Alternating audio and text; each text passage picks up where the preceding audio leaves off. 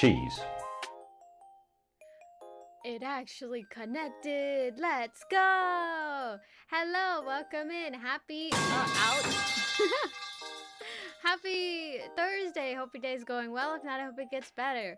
Welcome in Lazy Eggs. Welcome in Radioactive Penguin. Welcome in Alex Rose. Welcome in Hell Dive. Nope, that's from last stream. This is confusing. I'm using like a new setup. Not really new. It's technically what I used last time, but I'm still not familiar with it. Who else? Hold on, I gotta scroll up on the other one. Radioactive Penguin, Streamlabs, Alex Rose, Lazy Eggs. I think that's it. Ow, stop putting cheese on me.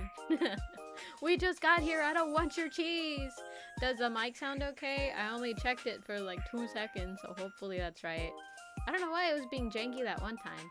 But we're here. She has a tease. No, I don't. The cheese touch. Jeez, I need to enunciate the tease. You're just saying that because I just asked if the mic is okay.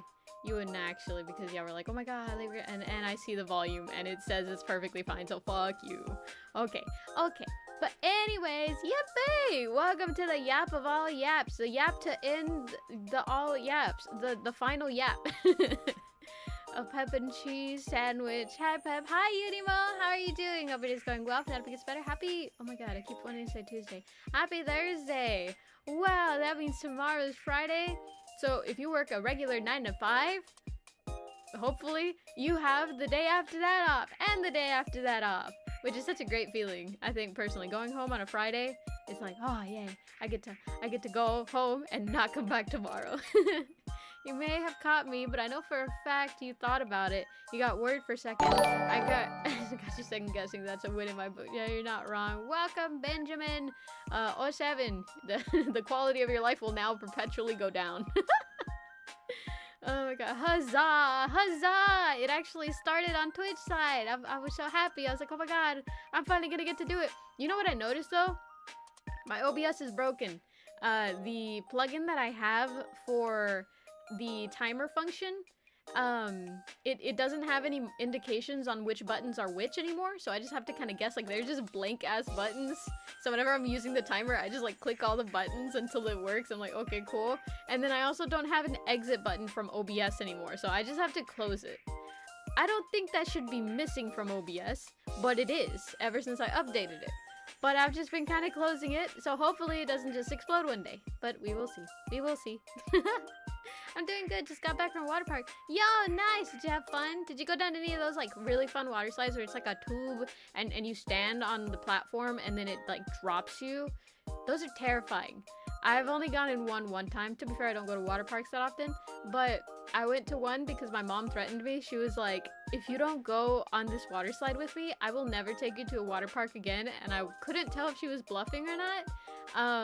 So I went with her And man, that was terrifying. Like they were like, okay, you have to stand like legs straight and then cross your arms, or I think cross your legs and cross your, I don't know. They told me like some instructions, and I was like basically you had to stay very still, and I was like, oh, I don't want to do this. Like I hate the sensation of falling.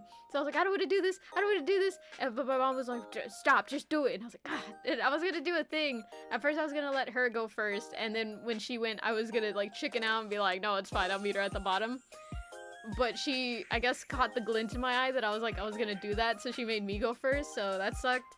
And like as soon as I felt the floor drop from underneath me, my like hands just flared out to try and grab the edges.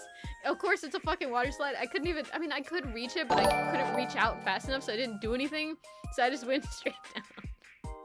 Oh my god. Hey, look, I'm over here now. Whoa! Welcome, radioactive penguin. The quality of your life will now continuously go down. Nah, sadly, literally nothing in my area, aka with 2-hour radius. Is that cool? Ah, damn. Alright, bunger required. I'm ready. Whoa, what type of bunger? What are the toppings on your bunger? Bunger burger. I have the palate of a tiny itty bitty guy. So, meat, cheese, mayonnaise, and ketchup for me. If I'm feeling really, really zesty, I'll put fries in it, and that's it. Did anyone ever have the Whataburger? Not Whataburger. The Burger King. I always get those mixed up because they have burger in the name. But, the Burger King, it was like a fry burger or something like that. So it was literally just like a regular burger, but they put fries in it. And they marketed it. And it worked because I bought it, and it was good. And I cannot tell you what's the difference between buying a regular burger and putting fries in it versus the one that you just get bought. But there is a difference. I know you're gonna hear me say that, and if you've never tried it, you're gonna be like, what the fuck are you talking about, Pep? They literally just put fries in it. There is no difference. But I assure you there is a difference because it tasted good. Like it tasted good. I don't know if they had just like a good fry to burger ratio that I could never replicate, but it was good. It was really fucking good. And then they just like, one day they stopped selling it, and I was like, why? It was so good though. But apparently it just wasn't a very popular menu item, so I don't know. I guess I have to just live with that now.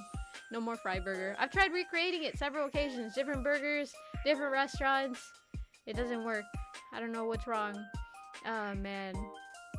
But yeah, bungers. Bungers are all different. I miss that fry burger every day. There's another item. There's like 2 or 3 items in my lifetime that have just disappeared from the menu, and every time it makes me fucking sad. Well, actually now it's 3 now that I really think about it. So it was that fry burger from Burger King, and then it was a cinnamon roll from Jack in the Box. They had these cinnamon rolls, and they would give it to you in like a little burger box. It was purple. I remember it was like a little burger box, and it was purple, and it was like a sweet treat awaits you or something like that. And it was so fucking good. It was always so warm and so cinnamony. Like it was so good. And I used to get it because we would always go to Jack in the Box for some reason after the beach. And so we'd be coming back from the beach, and I'd be like cold, and I would order it, and so it was warm, and so it would warm me up, and it was so good. It was so good to eat right after the beach. And then one day, you know, we're coming back from the beach, and I'm all excited. I'm like, yeah, I'm gonna get my post-beach cinnamon roll from Jack in the Box, you know? And then it's gone. We asked for it, you know, oh, can we have one of the cinnamon rolls? And they're like, oh, we don't sell that anymore. I'm like, but why? And they were like, oh, blah, blah, blah, blah. I didn't even pay attention. They just stopped selling it. Oh, man. Double patty, bacon, mayo, lettuce, pickles, bread, and a basket of fries. I don't fuck with pickles that much. I don't know. They're too vinegary for me. I don't know. They disappointed me. The one time that I tried a pickle. I don't know. I've heard there are different pickles, too. That, like, there's pickles with different flavorings and stuff like that. And dill pickles are apparently not the only type of pickles. And I haven't tried anything else aside from, like, a dill pickle. But, like, it was not satisfying. Like, I really, really wanted it to be satisfying. The crunch sounded good. It smelled good. And I was like, oh, this is going to be delicious. I don't like it. You know what are good, though? Nopales. That's exactly what I expected a pickle to taste like. And it was so good. And it's so yummy with a corn tortilla. So, yeah. No, I don't fuck with pickles. Here to say hi, goobers. I'm telling you that I've snorted. Oh my god. Welcome in, Linux Rose, and probably goodbye knowing you. Yep, there it is. Anyways, bye-bye. Let's see. Welcome in, Shirley Unsure. Happy Thursday. Hope your day's going well. If not, hope it gets better. How you doing? How you doing? We yapping about shit. What are we yapping about? I don't know. It's been like 3 different topics minimum. I don't know. But anyways, that reminds me. It doesn't really remind me. I mean, it kind of reminds me because I was like, oh, I'm yapping today, so I can just talk about whatever. I could like actually let go and just follow all the topics and stuff. And Lazy Eggs, I think he left a comment before stream, and it was like, because I believe it was Radioactive Penguin. They were like, oh, don't forget, you have a stream today. You know, you have 15 minutes till stream. You better wake up, Pep. Maybe that was the thing that woke me up because I was sleeping. I fell asleep like 20 minutes before stream because I was like, I'm so tired. Like I was tweaking out. I was like, I'm so tired. I haven't taken a nap, and I have that like not good for stream chaotic energy in the sense of like I was just so tired and anxious and tired, and it was just like, no, I can't stream like that. I can't do it. And I went to work, and then I came back, and I was like, oh, I need to finish this last piece, my final submission for Art Fight. It came out so cool. I'm so happy about it. I don't know, I'll probably end up showing y'all the Art Fight pieces. I wonder if I should ask Dave. I mean, it should be fine, I can tell y'all, but like, yeah, I finished it, and then I was like, I have 30 minutes till stream. Technically, I should start setting up now to make sure nothing breaks, but I'm really, really, really tired. And so I was like, okay, what should I do? And I thought about it for 10 minutes, and I'm like, I'm losing time. And I was like, okay, let me take a 10-minute nap, and then I will wake up and get ready. You know, it's like 15 minutes to spare or so. I laid down, I set the timer, and at some point, I was thinking, and I was like, I really need to stop thinking and go to sleep. And I don't know when that occurred, but I'd knock the fuck out. I always underestimate how bad I can knock out whenever I'm like actually tired like that. And so I fell asleep, and then I woke up twice. But not actually woke up. I dream woke up. You know what I mean? When you dream that you wake up. So at first I dreamt for some reason that my mom was calling me, either on the phone or she was here. And I was like, the first thing I thought was like, why is she here? She never comes to visit. Also, how did she get inside the house? And so I was like kind of confused. And I was like, I'm probably dreaming though. And then like I woke up, quote unquote woke up. And then I actually heard the door opening.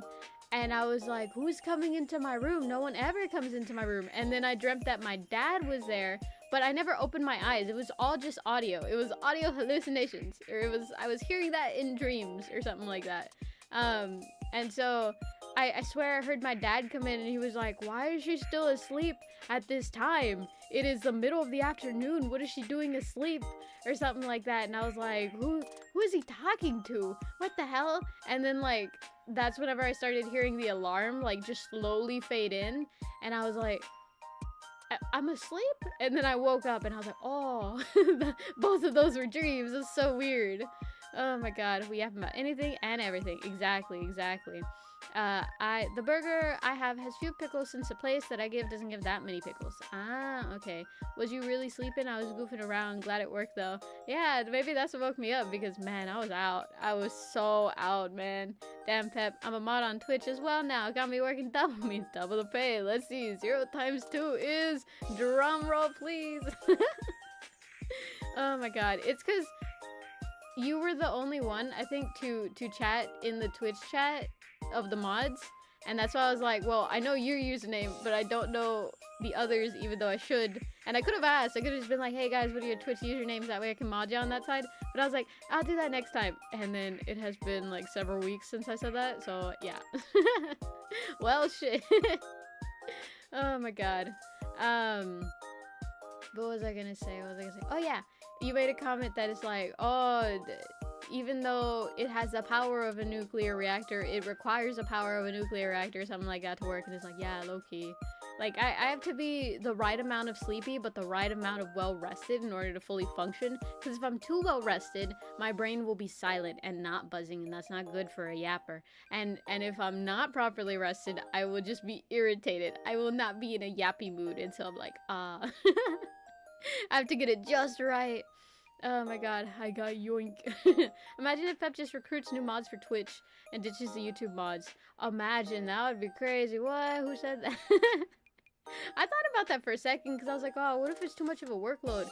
And then I realized that I don't really have the mods too much. So it's like, it's probably fine. But in case we do get like a Twitch only mod, be not afraid. When I'm well rested, the voices are gone. Yeah, pretty much. Oh my god. When I feel like at peace, I cannot yap. I cannot. So I don't know. Do what you will with that information, but I just I have to have the voices bouncing around in my head. You know, today I have my comfort plushie with me. No way, I'm also here. Whoa! Hi Shirley Unsure. Welcome to the purple side. Imagine getting peace. It's very small fragments occasionally. I have my emotional support plushie here. It's a Sonic Meow Meow plush. And it's, oh my god, okay, listen, not sponsored, right? I wish I was, but it is not. But the shop online that's like Plush Meow or something like that, right? Where they take an anime character usually, or game character, or some type of popular media character, and they will turn them into like a cat plushie, right?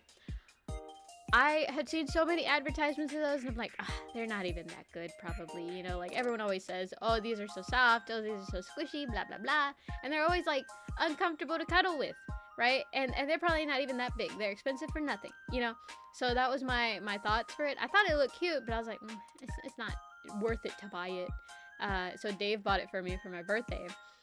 Because he was just like, I know you think they're cute, and I'm like, yeah, I do. And so he bought me a Sonic one, right? Because he was like, you've always complained about not having a cute Sonic plush, so let me buy you the Sonic one. So I was like, okay, sounds good. At least I can say that I have a Sonic plush, you know, that is cute. And so it arrived, and you know, it arrives like vacuum sealed, so it was like cube shaped. So once I got them fluffed up, man, they're soft, and they're like actually pretty big, and so they're like perfect cuddling size, and it's just like, man, these are good. Like, these are good. Like, they're nice and squishy. They don't have any hard parts. They don't have like too uncomfortable embroidery. They just like the pupils are uncomfortable, but the ears are like really soft. They're not like, you know, with a fucking metal rod in it or anything. The quills, you would think the quills would be uncomfortable, but they're also squishy. They're not like super stuffed. So it's just, it is such a good plush to cuddle with, and oh my god. But yeah, it makes me happy. I don't know.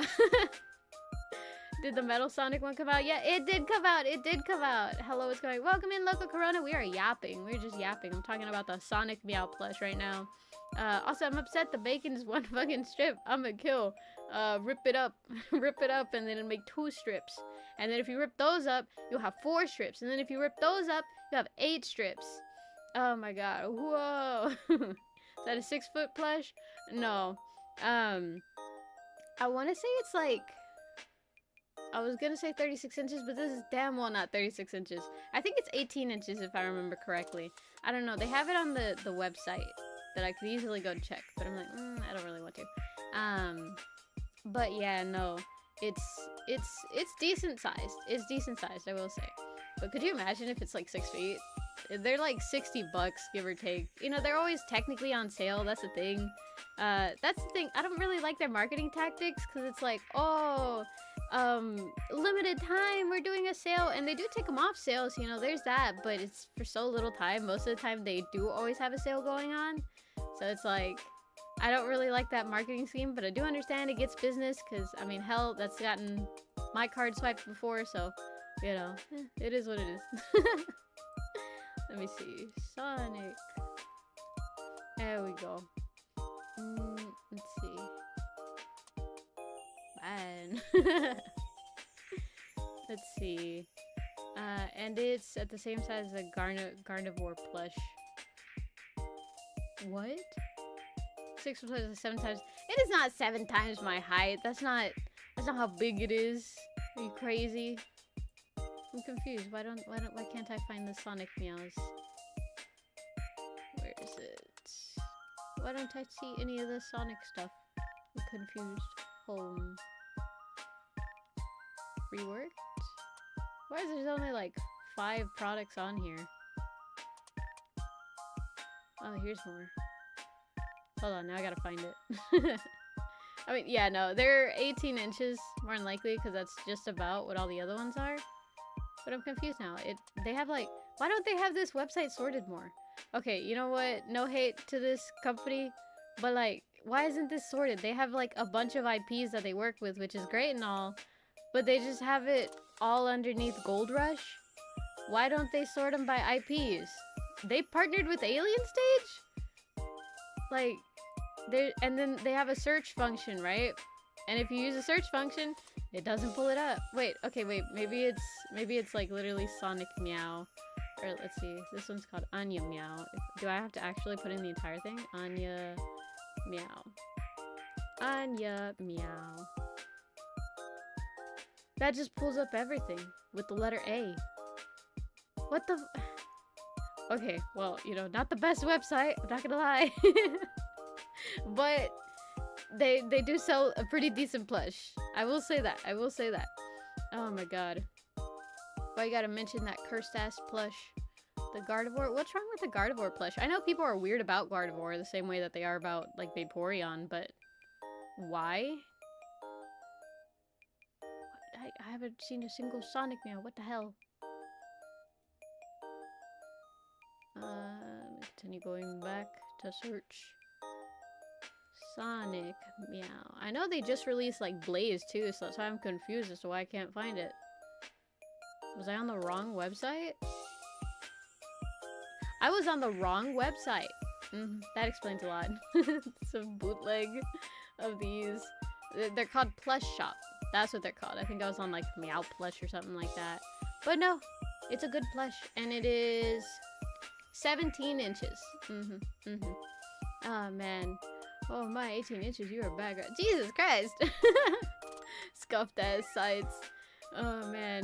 Is it pointless? Probably, but to have both stream going together right now, you bet I do. Oh my god, maybe if you like pause and play enough, you'll have the audio perfectly synced so it'll look like I'm talking at the same time on both websites.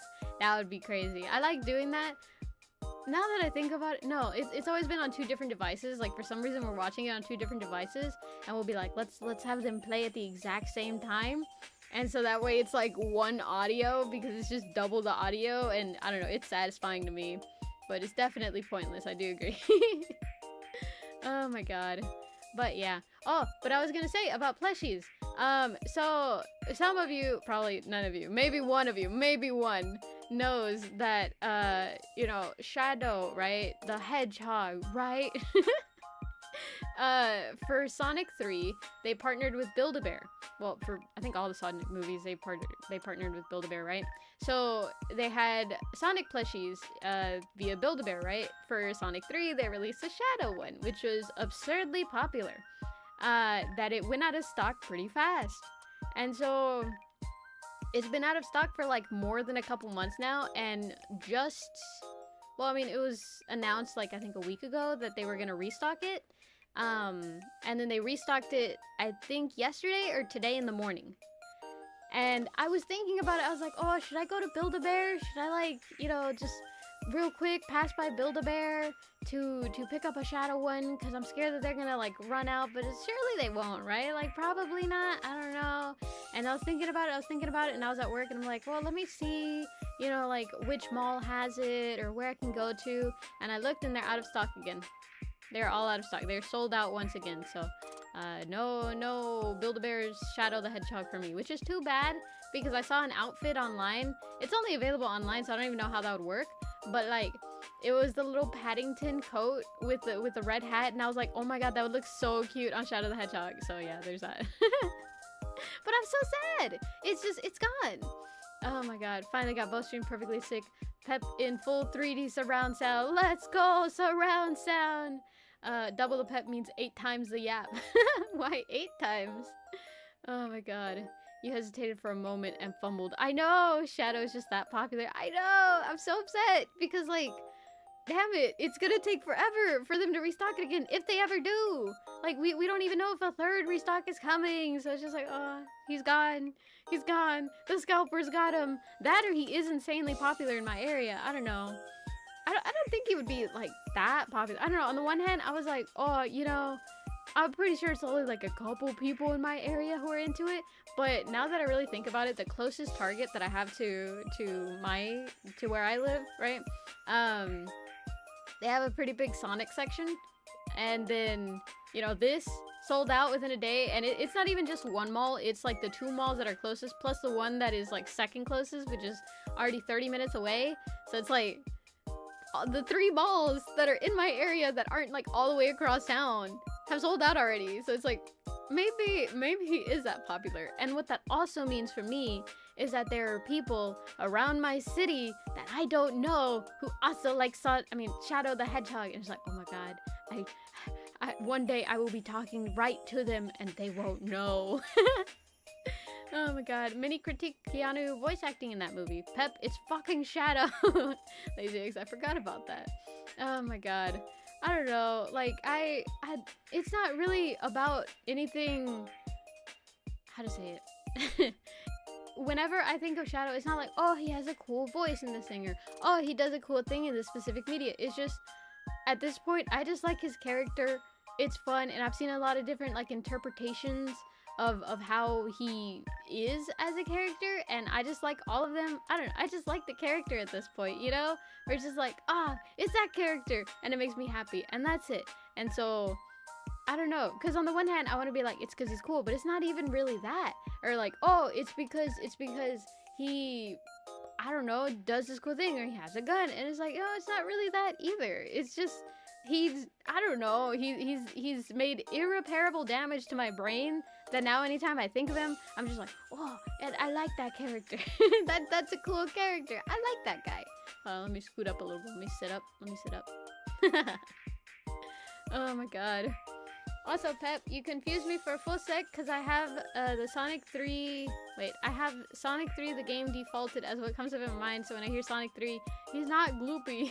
What do you mean he's not gloopy? Oh my god. When you said that, I was like, what does he mean? Shadow the Hedgehog, not gloopy. What does that even mean? I never said he was gloopy, and then I thought of like a lot of fan works that I've seen where they play around more with the Black Arm's DNA biology and stuff like that. Not even in a weird way, right? Because you may think at first like, oh, Pep, what are you talking about? But not even that, just like cool different takes on how that would show, like how that could be expressed in his character design, and I think it's very cool. Like the doom eye in the middle, which is very cool, or like one of the ones that I like a lot is how hedgehogs can purr to an extent, like, so it's kind of like clicks and purring. It depends on the hedgehog. They like making a joke that Shadow's purr is like a clicking sound, but it's like very, very loud, and it sounds like the Geiger counter, so like that radioactive thing, which I think is very fucking funny. Oh my god, I'm referencing Tenna. Oh, I don't understand that reference at all. I mean, I understand who you're talking about, like, oh, Tenna from Deltarune, but I don't know the reference. He's not that gloopy. I don't get it. In his intro, totally rad and not gloopy. Oh man, I would not have known that. That's too little detail that I did not pay attention, and only gets said once maybe, or maybe like 3 times each time he's introduced, but I didn't know that. We need to get a hold of the casting director for next Sonic movie and get Pep the role of a lifetime. I'm Brock A in like a 1-second clip of the movie. My face is just poorly edited into the Rock, and I'm just like, that's it. Mr. Antenna's TV time. Well, see, that part's iconic, but the other part, I don't know. Who pays attention to that? Some people definitely do. Not me, though. I just don't pay attention that much. It has to be really, really funny for me to actually pay attention. And by that, I mean, I don't know. It just has to, I don't know. There's like some type of luck to it if something is considered funny to me, because sometimes it's not even that funny. Come into your house. Don't. Huh, good thing the good thing no one knows where I live. Not even me. It's always a struggle ordering packages. Oh man. But yeah.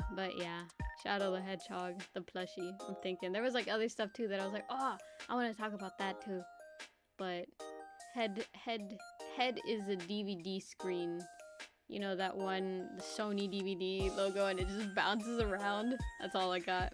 I can name at least 5 people who know where you live. Nuh-uh. Well, I mean, okay. Dave, Monster,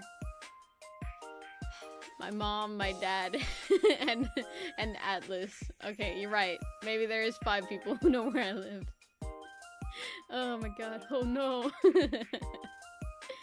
Oh man. I'm so glad that I at least have that to where, like, the people who could threaten me with the I know where you live, it's like I know where you live too. And also, I have more against you than you would on me. Paprika, Atlas, Chadrika, Mamarika, the twins. That's fair. Got 7. Well, actually, Atlas is one of the twins. So, actually, that's 6. Bozo. Oh my god. What else? What else? Thinking of things that are, like, are actually appropriate. Oh my god. What's even happening? Welcome in, dudes! Happy Thursday! Hope your day's going well. If not, hope it gets better. Eggs, do your job. Maid Rika, Doll Rika, Road Rika, Cat Rika, Witch Rika. Well, I mean, you know, you could come to a person's house but not know where they live. You know what I mean? I know where all the Rikas live. It's hot. It's hot in here. Whoa! I don't think I should ask that. I was gonna say, oh, you know, in the, I mean, I guess there's some places that don't have that bad of heat, but in the summer, sometimes the heat gets really bad, and, like, you gotta wear less layers of clothing to go to bed, so I was about to be like, oh, guys, how many y'all actually, and then I'm like, no, I don't really want to know that.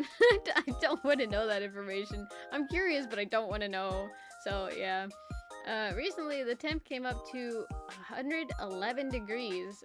That's Fahrenheit, right? Because I think in Celsius, that would be, like, the sun crashes into the earth, probably. Fans blowing hot air. Oh, man. Oh, I watched a YouTube short, and it was, like, some thermodynamicist or something, or physicist, I don't know, some type of science person, and they were like, oh, here's a trick that I use whenever it's, like, really hot and the car is hot in order to, like, ventilate the air.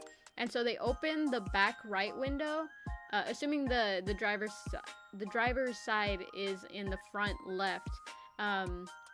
They open the back right window all the way, and then with the window closed on the driver's side window, on the driver's side of the door, you know, that one, they open it and then they close it repeatedly, so that way it, like, ventilates the air faster or something, because I don't know, they explained it, some type of vortex or something. I don't know, I didn't really pay attention that much, but I did try it.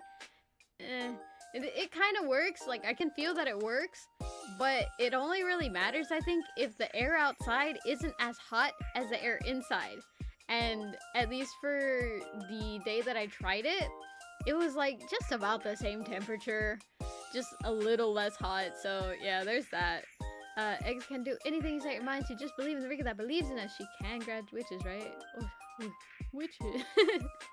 Who's saying our index today was 110 and I work outside. Oh, shit, I can't do shit. Wait, really? Hold on, let me see. What do I have you set to? What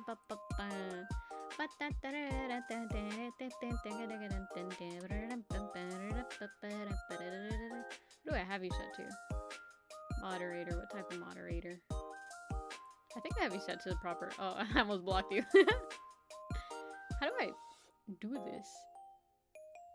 Man, I should probably get familiar with the purple site. I say as I know damn well I'm not gonna do anything to get better at the purple site. Oh wait, if I go here and I look at this one. Also, welcome to the purple side, thy envoy, aka Alex Rose. Congrats, your life will only get worse from here. Your quality of life, that's what it is. I was like, what is it called again? Oh, whoops. Whoops. Turns out you should not just click randomly. Imagine doxing me like that. What do you mean? I didn't even say your street address yet, but I can if you want me to. I was going to remain anonymous. Sorry, I know too much. That's not the problem here. Get him! Oh my god. I just remembered I bought Ben & Jerry's medium Medium tub of Rocky Road. Speaking of medium, so I thought about sizes, right? The other day, and again, the other day is a random concept of time in my head, but the other day, I went with Dave to a mall, right? And we were just there. We were having like a nice little day out. We did go there for an errand, but afterwards we were like, oh, we're at the mall. Let's enjoy it. And so we're walking around mainly, and we passed by Cinnabon, right? And here's the thing. I'm in a much better financial situation than I was like a couple years ago. AKA the more often times that I would go to the mall, like I could never afford anything, but now I can afford some stuff. I usually don't end up getting anything, but food, you know, it smells good. And always when you pass by the Cinnabon, it smells so good. And I smelled it and I was like, you know, normally I'm like, oh, I can't afford it, or oh, I don't really need it, it's gonna be like $8 a cinnamon roll. I don't need an $8 cinnamon roll. But this time I was like, I could get an $8 cinnamon roll. And so I was like, fuck it, let's do it. I may as well try it at least once. So we stopped by the little, it was like a little mini booth or something, right? In the middle of the mall, one of those like little island areas. It wasn't even like a little actual storefront.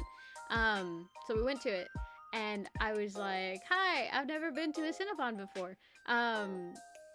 What would you recommend or something like that? Or like, what all do you have or something? Like, oh, I'd like one, I think I just said like, I want one cinnamon roll, and they were like, which one? And I was like, I've never been to one of these. What are there? Like, what is there? And they were like, well, we have a bunch of different options. And I was like, like which ones?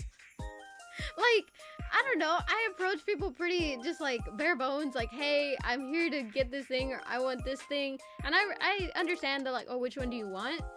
But they don't even like, oh, well, there's that one with the Oreos on it, and there's that one with the caramel on it. Like, no, they were just, we have a bunch of different options. And I'm like, but like, which ones? And they're like, well, and then they started telling me the sizes or something before they even like actually discussed the differences. So I was like, oh, okay, I want that one, the original one. And they were like, okay, like I started feeling uncomfortable because they were just, I don't know, they were making it complicated. Like I just wanted a fucking cinnamon roll, the basic ass cinnamon roll. I was just like the normal one, and they were like, which one? And I was like, oh man, I don't want to be a pain in the ass customer where it's like, oh, you know, we have a sign. Like they didn't have a sign, they didn't have a menu. It was just her being like, which one? And I'm like, oh my god, please just give me a fucking cinnamon roll. Oh man. And then she asked for the size, and she was like, oh, do we have, I don't even remember what the sizes are, but it was like, oh, we have this and this and that one. And I was like, I want the medium one. I was so upset because like it's such a strenuous activity for me to already talk to people, and then she's there like, you have to specify, you have to say the specific name, Pep. You have to know what fucking size it is. You have to know how many inches it is. It's like, just give me a fucking cinnamon roll, please. Oh man. They have different ones. I've also never been to one. Yeah, they do. That's, I don't know, man, not unless there's billboards all the times, but then there's those like Starbucks. Yeah, just say OG or plain. But if I say plain, they'll probably like scrape off all the icing or something. I want a coffee. Starbucks, which one? A coffee. It's apparently common knowledge, but I don't know it, so it can't be. That's what I'm saying, because she said it like, oh, everybody knows what type of cinnamon rolls we have at Cinnabon, and I'm like, I'm sorry, this is out of my normal tax bracket, Jesus. There's half caramel, one with double frost, fast, pick, twitchy, and charcoal. Oh, fine, just half and half. Okay, what size is baby twink, machongo, wimble? Is Mercury in retrograde? That question. Literally. Oh my god. So yeah, it was just, I don't want to go to a Cinnabon ever again because of how unpleasant that was. Cause all I wanted was a fucking cinnamon roll. Why'd she have to make it so complicated? Like, I'm sure at some point it was probably a part of employee policy. That's a lot of P's. To ask that or whatever, to make sure that way she doesn't give me one like covered in mangoes or something. I'm like, oh, I don't want one covered in mangoes. I do understand that. But still, even when I work at places and someone like obviously doesn't really know what we sell, I'll be like, okay, well, we have this option, we have that option, we have this, or we have that, you know, to kind of help them. And, you know, I'm not going out of my way. I'm not necessarily always excited to be a salesperson or whatever, but still, you know, at least to help them out and not be a freaking asshole. And she was just, so which one do you want? Which one though? Which size? She's like, can you just help me out here, man? We're both people, right? Oh man. I hate the Starbucks thing. I want the cinnamon roll that's exactly 8 3/4 inches, no more, no less. Oh my god. I want the 15 centimeter one. She'll look at me like, what? I'll take the cinnamon roll that's not a cinnamon roll. Oh my god. I'm literally now making a few adjustments to the D&D sheet to make it extra baby mode, and I feel this pain. Design, man. Yeah. I know to some extent sometimes it's just bad design, so it's like hard to introduce a new product to a client who's never really like interacted with that. Like going from a regular coffee shop or any regular cafe where it's just like, oh, can I have, you know, a regular coffee or whatever, to Starbucks where they have like names for all the drinks and stuff, and half pump, double pump or stuff like that, and venti, large, and grande or something like that. I don't even know the proper sizes. Like, I can understand that can be a bit of a hurdle, but like, still, there's a kind of a way to make it easy. Like, oh, if someone asks for a medium, you know it's the middle size, obviously. Not the fucking, oh, this one or this one. Like, come on, man, work with me here. We all know if one's really, like, if one's the smallest and one's the largest, and there's a third option that's not the smallest or the largest, it's the medium. Come on. Oh my god. I went to a coffee shop recently and it was amazing. They had the name, right? And had pictures of how much ingredients were in the cup. Oh, nice. No, what, scratch that. I want the cinnamon roll wearing the funny hat instead. I understood immediately. Oh, that's nice. I get anxious anytime I go to like a new place, and so I have to always look on Google Maps to see Google Maps. I keep saying Google Maps. Google Maps. To see if they have, like, if some blessed person took a photo of the menu, so that way I really zoom in on the menu to try and see what I want before I even get into the store. And I'll be like parked outside sometimes looking at the menu on my phone because I'm too anxious to sit there and be like, oh, I don't know what to get. I love, and like, don't get me wrong, I do miss the times where we talk to people, right? I do miss the times where part of the experience was, you know, experiencing whether the cashier was like really, really nice or obviously didn't love their job, right? I kind of miss that, but it is so much nicer to go to a kiosk and not have to worry about, oh no, I don't know what I want to get, and I don't know if I should add a cookie or not, you know, and now they're staring me down like, hurry up, you know. It's so much nicer at kiosks. I don't like the fact that I'm that type of person, but I am that type of person, and I feel so much more comfort being at the kiosk where it's just like, oh, yeah, I think I want fries. No, wait, actually, I don't want fries, and I will remove it myself, and then I add a cookie instead. You know what I mean? I experienced that with getting drinks to the point I just always say the biggest because it'll be a large and the scale stops, and now it's 44 ounce and so on. Oh my god. Like latte, half coffee, half milk diagram. Oh, the other was a mocha. Half 1/3 coffee, milk, and chocolate, etc. So so simple. Ah, that is true. That would make it pretty simple. Although, I feel like for really complicated drinks, it would be awkward because it's like 1/16 caramel, 1/16 mocha, 1/16 matcha, 1/16 strawberry drizzle, you know, like at some point it'll be too much, I think. I'll ask why, but I never get an answer. An answer to why it stops at 44 ounces? Oh my god. But yeah. Oh yeah, I never finished. The third place that stopped selling an item that I like to buy, it was Starbucks. I'm really not a Starbucks person, right? Because, I don't know, it's just, it's a place, but I just don't really like it that much. And it's predominantly because it smells so strongly of coffee. And I like coffee to an extent. Like, as in, I like the smell of it. I don't really like drinking it all that often. For no particular reason other than I think it's just kind of complicated to figure out how much you like it. And it's that part of cooking that I hate the most, where it's like you don't actually know the proper... I mean, there is a way to figure out the proper measurements, but at that point, it's just you're doing much more work than you need to. Because you could just, like, add stuff and to taste or whatever. You know, like, do it till it tastes good. But that's so much work for me. So I don't like that, and then you have to go to the store and know what to ask for, and like, I understand that for the most part, usually people just find an order that they like, and they say that every time, so that's what I did. I like the chocolate chip, no, not chocolate chip, the Java chip frappuccino, the Java chip frappe, frappe,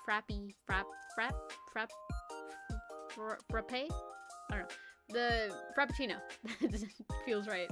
I like that one, right? It was essentially just shaved chocolate in this kind of slushy, like chocolate slushy to an extent. It was just slightly frozen chocolate milk with chocolate chips inside of it, man. That's all it was, and it had like some type of coffee. I don't know, but it tasted good, and it was always cold, and I loved it. I loved it so much, and I was like, yeah. So anytime that I wanted to like socialize with my coworkers, and they were like, oh, you know, do you want Starbucks? I would be like, yeah, sure, and I would get that, and it was my go-to drink. It made me like fit in, you know what I mean? Because now I had something that I liked that I could actually get through or whatever, and like I would still be included with like whenever, because you know how whenever someone wants to go eat somewhere and you're like, I don't like anything there. So you either have to go and eat something that you don't like, or you just don't go, which is usually the option that I lean towards. Well, you know, now it gave me an option to still be included, but they took it away, so I have to find something else, and I really don't care enough to. Everything seems in order over here. Oh my god. That's it. Why the scale just seems to stop? There's no more order. Cup, color, ingredient names. Whoa, brain blast! I'm a math guy, so when numbers are thrown in my face, my schizophrenia kicks in and I can read it. Oh man, no, I have to be in a trauma response in order to be good with numbers. Oh man. Ow! Oh my god, my leg. Ouch. I sit all like cross-legged in my chair, like crisscross applesauce in my chair. But oh, my joints are getting to me. I'm old. I'm decrepit. Ow, my leg cramped like crazy just now, and man, that did not feel good. But yeah, I don't know. Ordering is too much of a hassle. If it didn't cost so much, I would order so much of my food. But because it always costs like, man, sometimes I'll crave a Taco Bell burrito. You know, the shitty Taco Bell burrito with Mountain Dew, and that's it. Literally just like a $4 burrito and a $2 drink, right? So that's a total of $5, right? I think I said $3 burrito or $4 burrito. I don't know, you know, under $10. And because it's a small order, I will be paying around $17 to get it sent to me. So yeah, I don't do that. Oh my god. You were like me today. Every time I got up, I was like, ow, ow, ow, ow, ow, dies on stream. Ever since my surgery, I occasionally get leg and foot cramps now. Oh man, that's not good. I don't know, recently my entire body has been just like really fucking sore. And so I move around a lot at work, right? But man, like everything aches. I'm standing up and it aches. I'm sitting down and it aches. And I'm like, oh my god, why is everything aching? Talk about actually does sound good right now.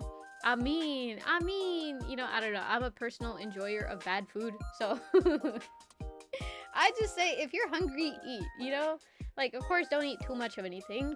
Like, and, you know, listen to your primary care provider if you have one of those, or just, you know, if it feels bad to eat, as in, like, if you've eaten so much to where it physically hurts, that's probably not a good thing.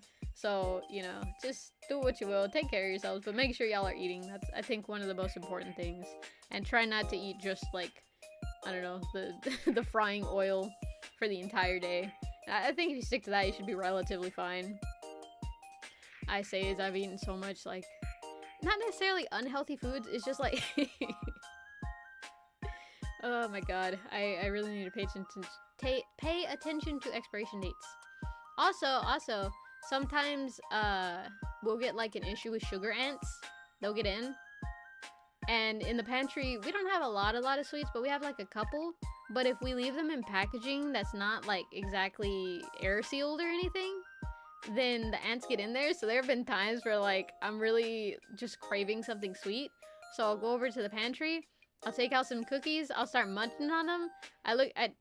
Take a look at one of the cookies, and it's, like, it has sugar ants, and I'm like... Well, protein cookies it is. Oh, man. A couple weeks ago, one of my legs was hurting and sensitive. It constantly felt as if it was about to disconnect from my pelvis and fall off like a loose Lego. I don't think that's normal. I don't think I've ever had that. I just get, like, cramps in my, what are they called? It's, the back of your shin. What is that called? Whatever that is. I get cramps there. It feels like I got punched on the arm. I'm not even gonna lie. Like, I feel like I got punched on my arm. And I haven't, so that's the weird part. It's like, And I don't think I've slept weird or on anything bad to where it would feel like that, but I feel like I have a big ass bruise on my left arm, and it aches. It aches. So yeah. Oh my god. Sorry, I had to rush out of the house. Didn't realize it was that late already. What are we talking about now? Eating ants. That's just protein pep. I know, right? Like, I don't know, past a certain extent, I'm just like, well, I already ate it, you know, there's no point in being like, oh no, unless it's something actually bad. I think if I ate a spider, I would cry, but anything other than that, like, is no longer right in front of me, I'll just kind of like, well, it is what it is. Like, if I didn't taste it, I don't care. Oh my god. Only lasted for like 10 minutes, but it was annoying. The calf? Yeah, the calf. Okay, the calf. That aches. Oh my god, on both of my legs. And then my thighs do ache whenever I bend down. Or I like fully squat down. That aches. So it's just like, I don't know. Everything hurts. Everything hurts. I think I slept really, really poorly one of the nights. Oh my god. Are sugar ants like the tiny yellowy ants? Yeah, they're like light brown. Hey yo. I don't know what to tell you, man. Everything aches. My arms hurt. My back hurts. My legs hurt. It's like, I didn't even do anything. They smell and taste awful when you eat them. Reason why I can't power through. Well, I mean, it wasn't like swarming with them, you know? And maybe it's because it was like one of the really, really sugary desserts. So I just genuinely did not taste it. My grandma did that to sister when we kids made her Pop-Tarts and come to find it covered in ants. She thought they were sprinkles. Oh no! Oh my god, that's terrible. See, the thing is, okay, y'all know those containers where it's like, how to say it? You know those like Jello cakes, but like the old-timey ones? So they were kind of like, how to say it? I don't know how to describe it. It's like a cone, but you cut the sharp part off. So it's just kind of a cone with like a flat top. And then you make it shorter. So it's kind of like a 3D, not pentagon, trapezoid. Kind of like that kind of shape-ish. But then they have like ridges around the edges. Well, that shape, those containers. And it's like a clear top. And then like a black bottom thing that you can like flip it over. And then you pull off the black bottom thing to actually open it. The really loud ones, those are not airproof. So what happens sometimes is that my dad, he likes buying these muffins, right, from this bakery, and they sell them in those, which is fine. And sorry, I keep tapping the mic with the Sonic plush. I keep fidgeting with it. But he likes buying those, which, don't get me wrong, I like them. They taste very good, but it's not airtight, and they just leave them on the counter.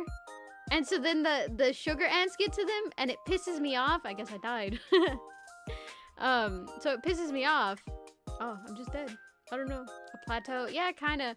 Welcome to getting old, Pep. Everything hurts all the time for no reason. Bro, this sucks. This sucks. I want a refund. Oh my god. Whatchamacallit? Oh, the ants get on it. The sugar ants. And it's like an insane amount. So I'm just like, we can't eat that. You know, I don't want to spend all the time patting them off. And it's just like, no. And there has been one time that it was like actual ants. Because we like left it too close to like this seal on the garage door or something like that. Like it's like right next to where the counter is. So they were there and I was pissed off because I really wanted a muffin. And they were covered in ants. And I was like, I can't fucking eat this.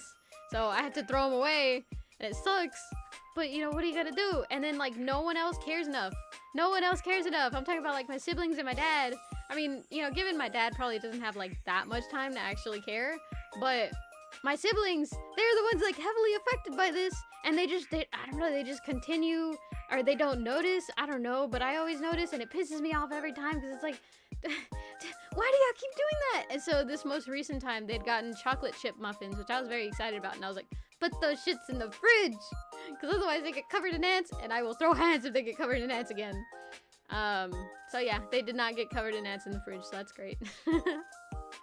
My sibling is bad about leaving things out, so their house is just infested with ants. Oh man, infested with ants. The ants show up with a briefcase, a bag of money, and they're like, hi, we would like to invest in your mortgage. Oh my god. But yeah, no. Nope. I fucking hate it when it gets covered in ants. Cause then like, I don't know, for me, I don't like having to deal with like actual ants. So I never leave any food in my room, or if I do, it has to be completely in a sealed container, but I usually never leave it over a day. And like, at most, maybe it's just packaged food. But even then, I try not to leave it in my room because I fucking hate dealing with ants so much. I hate dealing with ants because they bite. They bite and they're mean. And I don't like ants. So yeah. Sugar ants aren't that bad. Sugar ants I have like a soft spot for because I'm like, you guys, I don't even know what you do. I don't know what your benefit is to the ecosystem. But you don't bite me, and I appreciate that. But fucking ants, they always bite. And it's like, get out of here. No one likes you. Oh, my stuff is secured at my place, so I only see ants outside. Oh, must be nice. They have a bunch of little holes because it's like an old house. Not a bunch, but enough to where it's like not uncommon to see, oh, that's a beetle. The beetles come out. The beetles come out during the summer. And it's not the dumb ones that fly into the lights, because there's some that come out in the summer. Not the cicadas either. That like they just continuously fly at lights, so they always get in and they're just like buzzing around. It's not those. It's like these weird like little flat ones. They look like those, but they're weird, and they're not roaches either. Because my first thought was, is that a fucking roach? But it's not. But yeah, they keep coming in from outside, and it pisses me off. Because they come in, the cat finds it, and he'll like not even eat it. He'll just play with it. So he kills it. And he leaves it there, and then the ants find it, and then the ants get in to, you know, eat him, and I'm like, oh my god, there's ants again. It's just, it's so annoying. It's never ending. I always have to just wait until winter again to where the house is calm finally, because everything has died. Oh my god. I love ants except for fire ants. They can die. I do not like ants at all. I live in an apartment on the 2nd floor. What are ants? Must be nice. But there's definitely other pets that you have to worry about in apartments, so I don't really envy you there. I would much rather just deal with ants as opposed to, oh, my neighbors have this and my other neighbors have that. Oh my god. I haven't seen a rhino beetle in forever. I've never seen a rhino beetle, so I don't know. I have a symbiotic relationship with ants. Stay in your lane, I won't destroy you. In return, you clean what falls on the ground. And when I kill a roach, I put them aside and they eat it completely. Oh, that's nice. Nah, I don't know. It's on site for me with ants. Just like spiders. I cannot stand spiders. They're so creepy. The other day, God, I felt so vulnerable. I was in the restroom, you know, attending a business meeting. And I looked to my left, and there is like the biggest daddy long legs I've ever seen. And you know how whenever they get that big, their joints have like little balls? It was so gross. And I was like, oh, I'm vulnerable. So I got really scared, so I just like stared at it. And that's the thing, whenever it gets to spiders, if I'm completely alone, I have to kind of man up and be like, well, I have to kill it, otherwise it'll kill me, you know? But I just stare at it for a really long time to make sure, like, to kind of like get a personality reading on it. Like, oh, does it skitter around often? Or is it just gonna like stay still to where like it'll take one shot, or do I have to worry about it like jumping at me or something? You know, like I really, really intently look at it. Man, I partially freeze. And so I waited till the business meeting was done, and then I got up and with the sandal, I fucking smashed it. And like the thing is, it was like 2 in the morning, right? I was definitely supposed to be asleep. I was trying to be as quiet as possible, but I always fear that I won't squish it hard enough. And if I do that, it'll get angry at the fact that I swatted at it, and it'll like jump to the side to dodge me and then jump on my hand, and I think I will die if that happens, genuinely. So I have to kill it in one hit. So all the times, I put way too much power behind it, so I fucking broke the sound barrier with how fucking hard I hit it. And it's like, it was probably this like really old, decrepit grandpa daddy long legs. He was just like, oh, I'm just here on my nightly walk. What a nice area, you know. And just, I see it, and he's like, oh, is that a Maine wolf? Wow, you don't see many of them in these parts. It's crazy.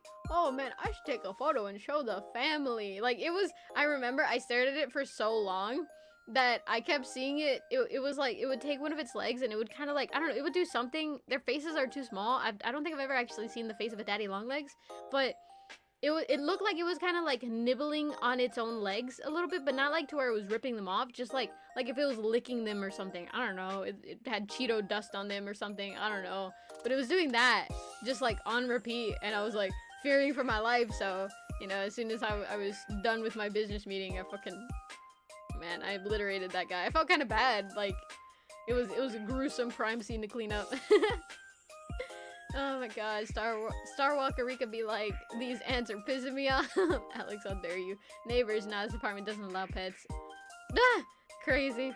I deal with nothing. Oh, that's good.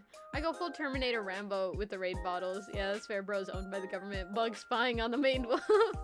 Not the chocolate. My mom checked up on me a while ago because she heard a loud bang because I one-shotted one of the biggest roaches I've seen in my life. You gotta kill them, man. You gotta make a statement, you know? You gotta know that the message is spread to all the other insects, like, hey, don't fuck around with me. Oh my god. I'll never forget, shit, it was like maybe more than a year ago now. I was chilling on my rug, right? And I saw something kind of like run past me, and I got scared, right? I was like, whoa, what's that? And I thought maybe, you know, it was like a beetle or something. So I was like, oh, you know, it's probably something. I turned, it was at the edge of the carpet. It was this big ass spider. And now I know it was the rabid wolf spider or whatever.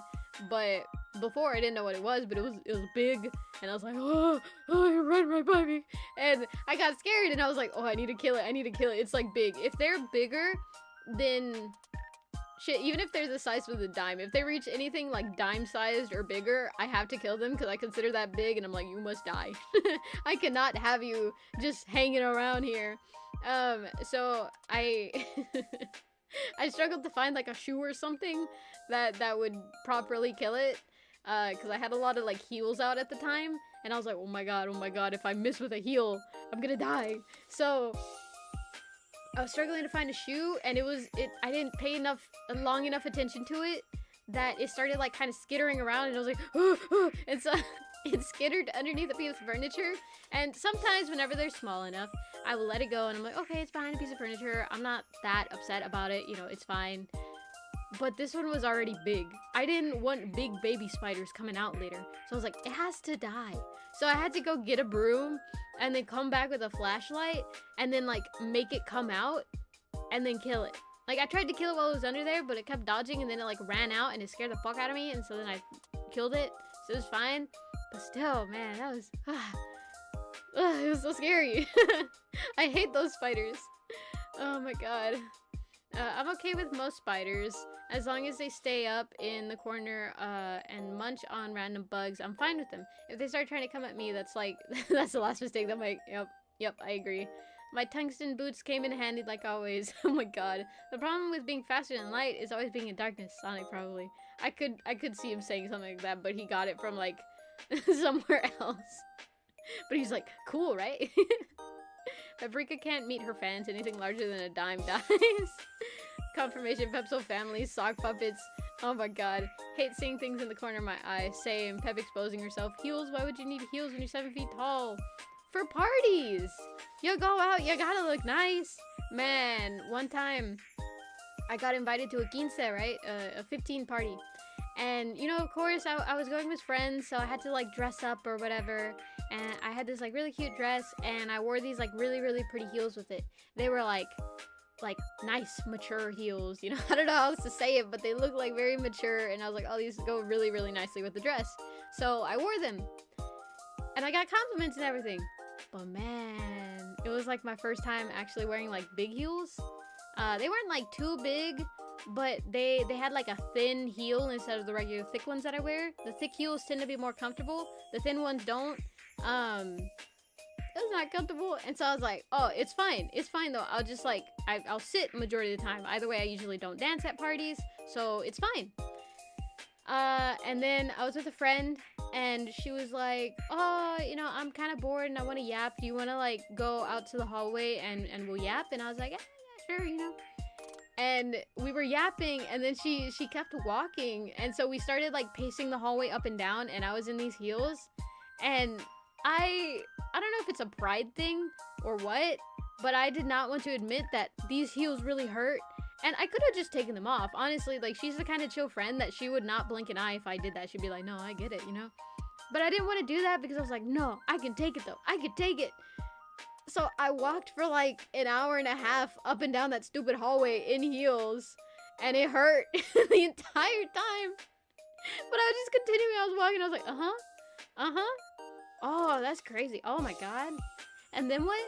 Oh my god. Like, I was just trying to like mind over matter it. Oh, it was terrible. It was so horrible. I have not worn those heels since that party. Oh my god. I get spiders the size of the hands, but they're cowardly and docile, so I leave them be. But I do not like them near me at all. The heels are what makes 7 feet tall. Pep is lopsided for heels. No, I'm not. The heels were mature. Pep was the literal maned wolf wiggling as she tried to be my pedal. Oh my god. Pep actually just wears stilts the entire time. Or all the time. No, I'm not on stilts, guys. I'm naturally 7'5". Jeez. Is this why heels have not been banned? What do you mean? I don't understand how people use them if they hurt. Because they look pretty. Yeah, no, there are some designs that are better than others that secure your foot a little better. This one was not one of those. But they were really pretty. I don't know, man. Like, I'm the type to where if I want to look pretty, I will look pretty, you know? But majority of the time, usually I go for the option that, like, hurts the least and looks the best. But there are very few times where I'm like, I just want to look pretty. And so I will wear, you know, like, whatever. And I feel nice, you know, I feel nice while doing it. So that's the thing. And because I don't live a particularly active lifestyle, it doesn't happen very often. So that's why, like, occasionally I will just be like, no, fuck it, I want to look pretty. Oh my god. We need to get Pep some of those foot-tall platforms so she can be at least a third of our height. Why, yada.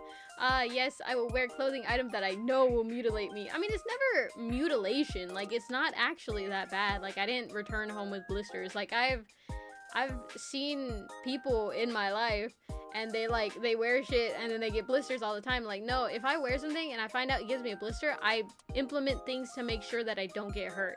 Like, I used to have a pair of Converse that would rub my foot, like the back of my heel really bad if I didn't wear the proper socks. So what I did is whenever I would wear like even if I wore the socks, I would put a band-aid in the back of my foot so where it would rub wouldn't hurt me, you know? I have these combat boots that I really like. They're like official military ones. But they put a pressure on like a part of my foot that feels so fucking uncomfortable. So I wear double socks so that way it's cushiony, you know? Like I'm not the type to where it's like, oh, it hurts, I guess I'll just suffer, you know, I guess I'll just break my arm to look pretty. No, I would do my best to make sure that I don't get hurt. It was just that was the first time that I was wearing those heels, so now I know that they're uncomfortable, so I'll wear them maybe to, you know, like a cute trip out where we're not gonna be walking, you know what I mean? Oh man. Girl logic. Sigh. Such creatures I will never understand. We can only forgive them. Listen, y'all just don't understand the motivational boost that you get from looking pretty. I'm sorry, y'all are... Never mind. I was gonna say something so mean, but I'm like, no, that's too mean, and I feel bad saying it. I feel bad thinking it. So, no. But yeah, no, there genuinely is a motivation boost that happens when you wear something that you feel confident in, that, like, you see as pretty, you know? And so I like feeling like that. So, you know, I don't do it all the time because usually I don't have anything to prove. But occasionally I'm just like, I want to look pretty. And that's it. It's really as simple as that.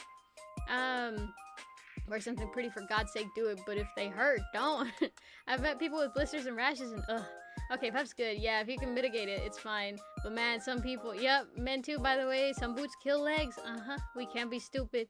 I think Pep could rock those boots Converse thingies. I think I could, honestly. Whoa. Pep, you don't get it. Guys do get it. What do you mean? We need to work on your cruelty, Pep. Oh my god.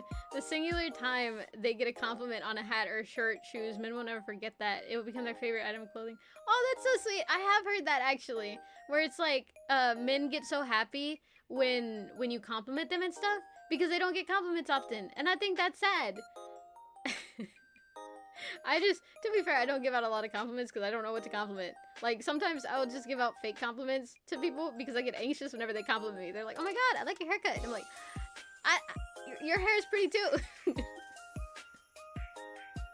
Or like, I like your t-shirt. Like, very, very rarely is it like, oh, I know that piece of media, I want to compliment on their shirt. And it's, oh, hey, I like your shirt. Like, that's the only time. That's the only time it's something like that. Oh, I like your bag. You know, something like that. But usually it's like they say, oh my god, I love the outfit that you have on. Or, oh my god, those shoes are so cute.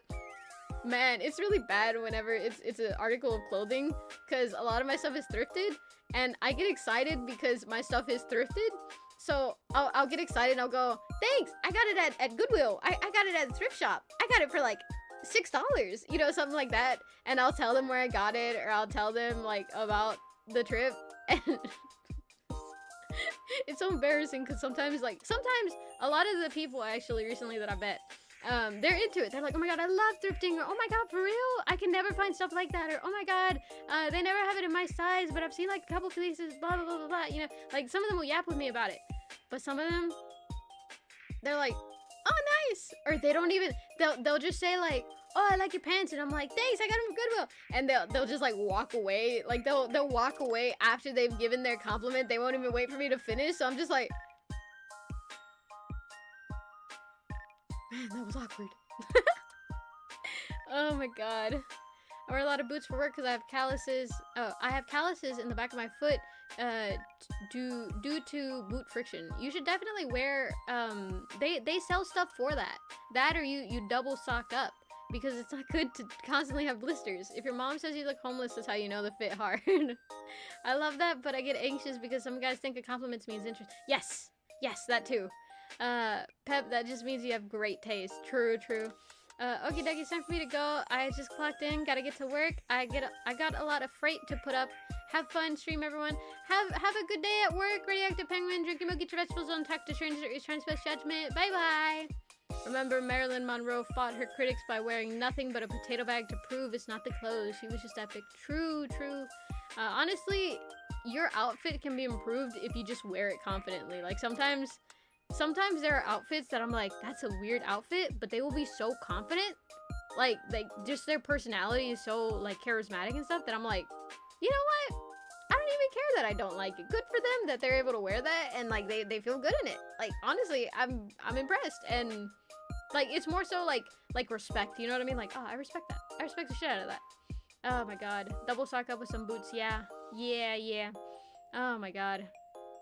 But yeah, I don't know. I have a lot of fits. I have a lot of clothes. I need to go through my closet and take out a lot of other clothes that I have. I have a lot of like very business professional clothes from whenever I spent a really long time in the corporate world, and I have no use for them anymore. I haven't needed to use them in so long. It's too bad too. They were cute.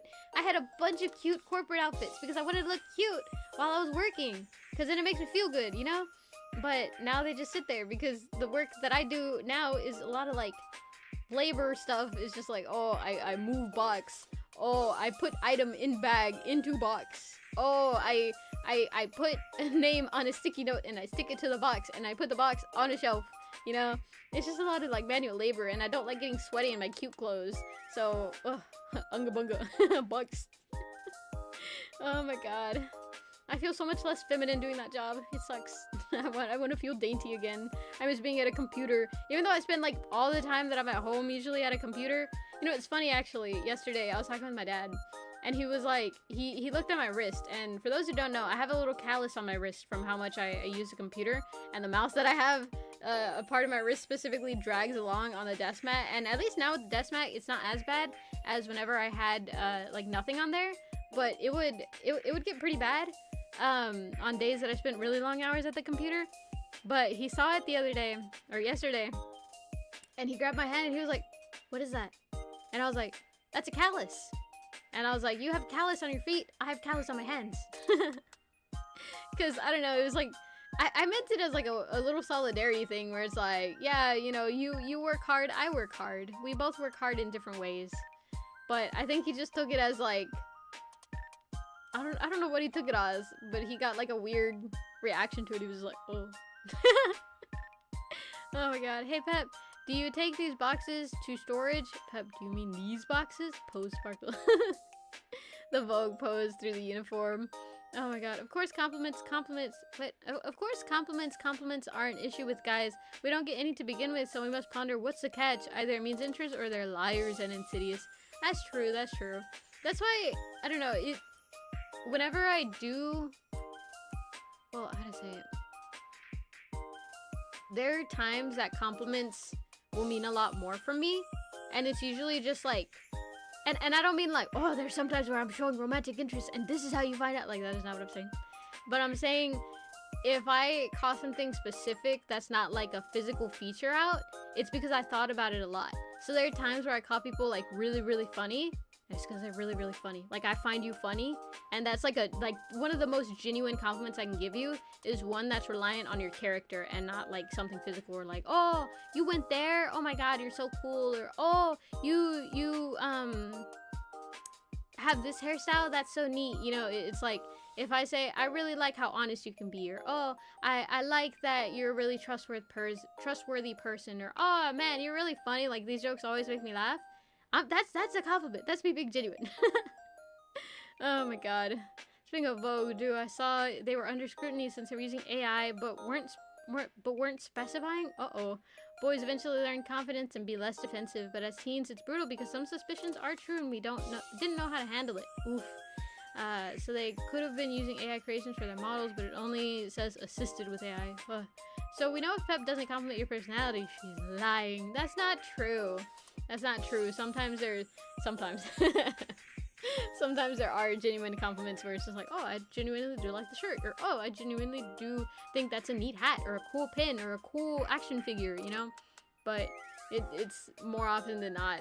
If you complimented me first and I immediately say something back, there's like a 6 out of 10 chance that it's true. Wait, what? Like, sometimes, there was this one time. I think I had gotten like a new keychain or something, and one of my coworkers saw it, and she was like, oh my god, that keychain is so cute. And I was like, oh my god, thank you, I love your shirt. I just said that automatically. It was a plain red t-shirt. It had literally no graphics on it. It was like just solid color, crew cut t-shirt, like the most basic design. I really like your shirt. It's just a red t-shirt. And she was like, thanks. And we walked away, and I like looked back, and I was like, it has nothing on it. I hope she doesn't call me out. Oh my god. Vogue is a fashion brand. Is there a company named Vogue? I meant the word Vogue. Oh no, it's a fashion brand. Like Pep feeling more feminine through posing since she can't wear pretty things at work. Nah, I don't know. I just kind of embrace the kind of masculine feelings where it's just like, I will shove this box aside because I'm low-key upset. Oh my god. Shows what I know about fashion. That reminds me that I keep forgetting to share the fine china that I found at Walmart and may or may not have gotten. Oh, fine china. What if it's just like a plastic plate with Sonic the Hedgehog on it? That would be funny. Oh my god. I chuckle when my mom asks me about fashion. I know what she wants, but besides that, I mean, design is a side interest to what was in it. I don't know. I like a lot of functional things, and I found sometimes like functional items that I think look nice or look quote unquote cute are a little more masculine.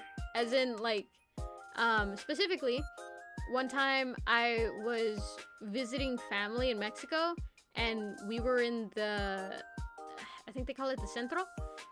It was just like the center of the city where they had a bunch of shops. And we were walking by like a couple of the shops, and I saw a bag that caught my eye. It was like this green bag, and I could tell it was one of the ones that went like around the hips. Like it had a strap that had the like clasping mechanism. I don't know what it's called. It's like the buckle. It had a buckle, and then it had like a smaller buckle on the bottom, so it was meant to go like around the waist and then on the leg, right? And I saw it and I was like, oh my god, that's so cool. I really want one of those because it would be hard to like snatch your bag like that, right? And also it just looked nice. It was like a nice shade of green. It was like not necessarily olive green, but it was a nice shade of green. And it had like a couple of brown embellishments on it. I don't know. It looked cute, but it wasn't super like decorated or anything. It was honestly pretty plain. And I really liked it. So I bought it or whatever.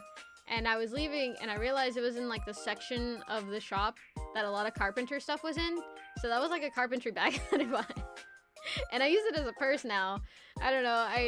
Sometimes I actually do. For a while, whenever I first had it, I actually used it in the way that it was meant to be, but it got kind of annoying to always have it on my hip.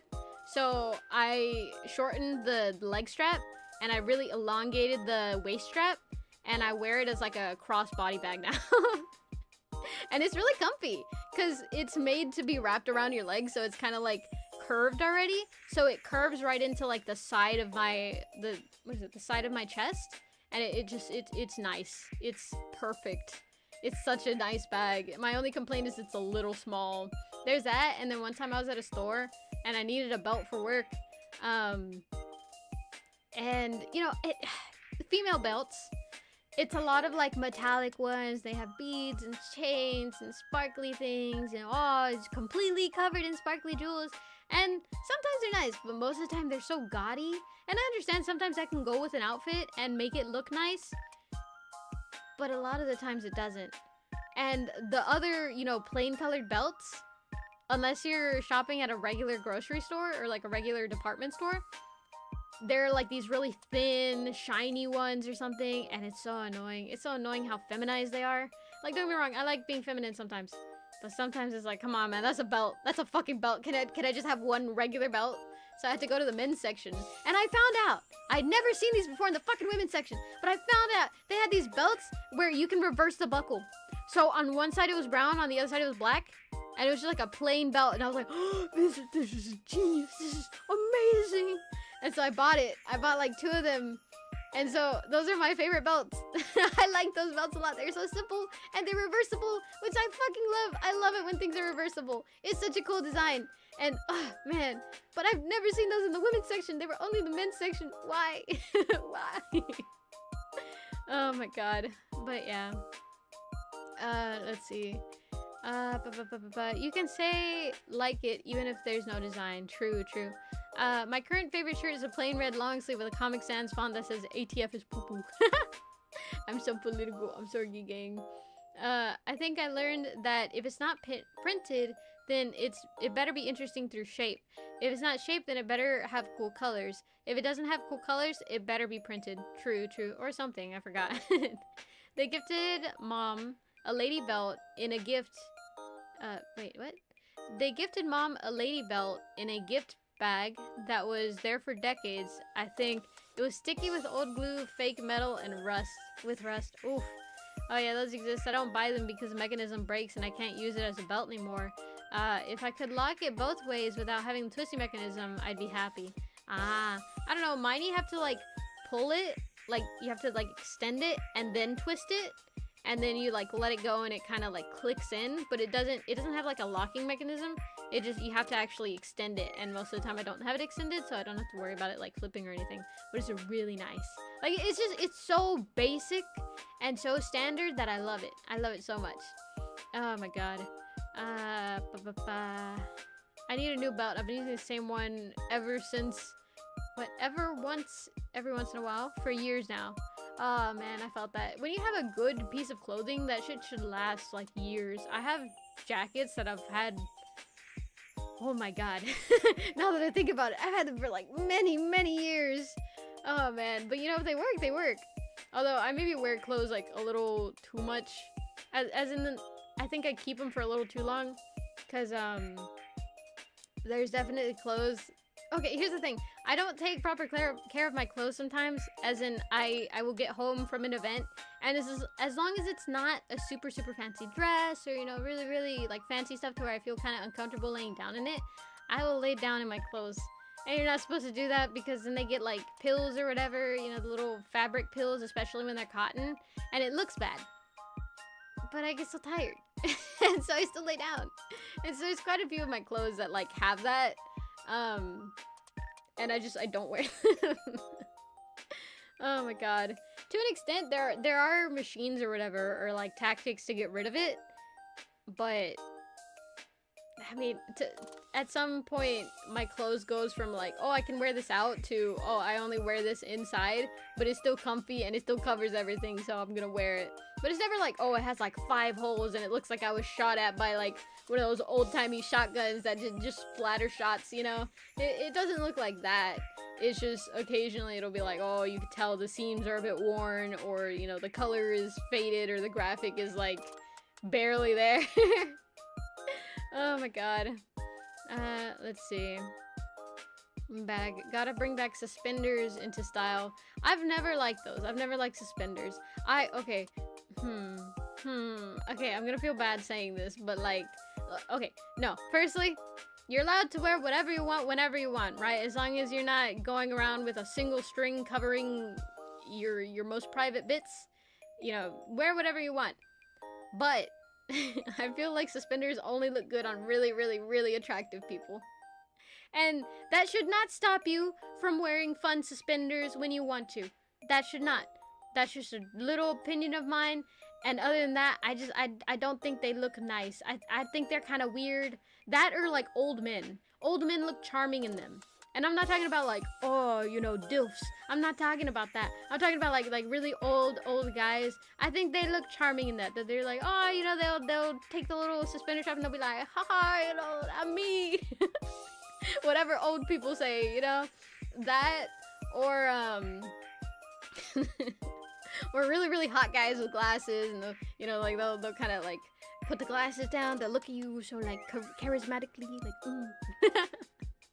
But other than that, I don't think they look that good. I don't know. I know for a while whenever I was growing up, they were kind of coming back into fashion, and people were like, oh yeah, mine has this design, mine has that design. It was kind of like socks. I had the same feeling of suspenders as I do with socks, except I hate socks a lot more. Oh my god. Let's see. Yeah, you have to pull and twist, but they don't last long as a normal belt.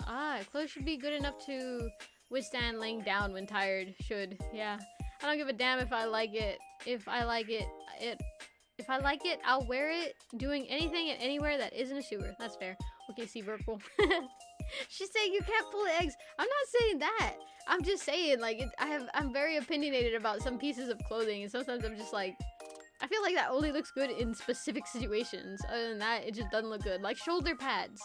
Shoulder pads in business attire.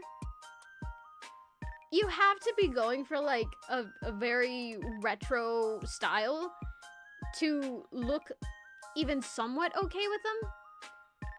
Cause other than that, you just look like some type of evil villain in an early 2000s movie. Like they look dumb. They look dumb. And I've worn a jacket with fucking shoulder pads in it. I had no choice. They were already there, and I was like, well, okay. They don't look good. They don't. Oh my god. Oh man. Culturally, it's a thin line between hot, geeky, and old man. True. Hanging. It's trash day. I forgot to take it out. BRB. Be safe. Oh, YouTube censored me. You win this time, Pepper Jackson. Your suspension so hard that YouTube went after you, eggs. Oh my god. Sorgy. Oh my god. But yeah. I don't know, man. I don't know. I just... Huh. I have very specific opinions. I'm trying to think. Like, is there anything else that I have, like, a very specific opinion on? There are specific colors that I just don't think look good in general. Or they have to be very, very specific instances. Neon colors. Best case. Neon colors. Suck ass. I hate them. I hate them so much. My dad loves them. And I feel bad because he'll... It's been times before where we go to the store together. And we'll be going through the clothing section. And he will see, like, a bright yellow highlighter neon beanie. And he'll be like, oh my god, this is so cute. Do you think I should get it? And it's like $11. And I'm like...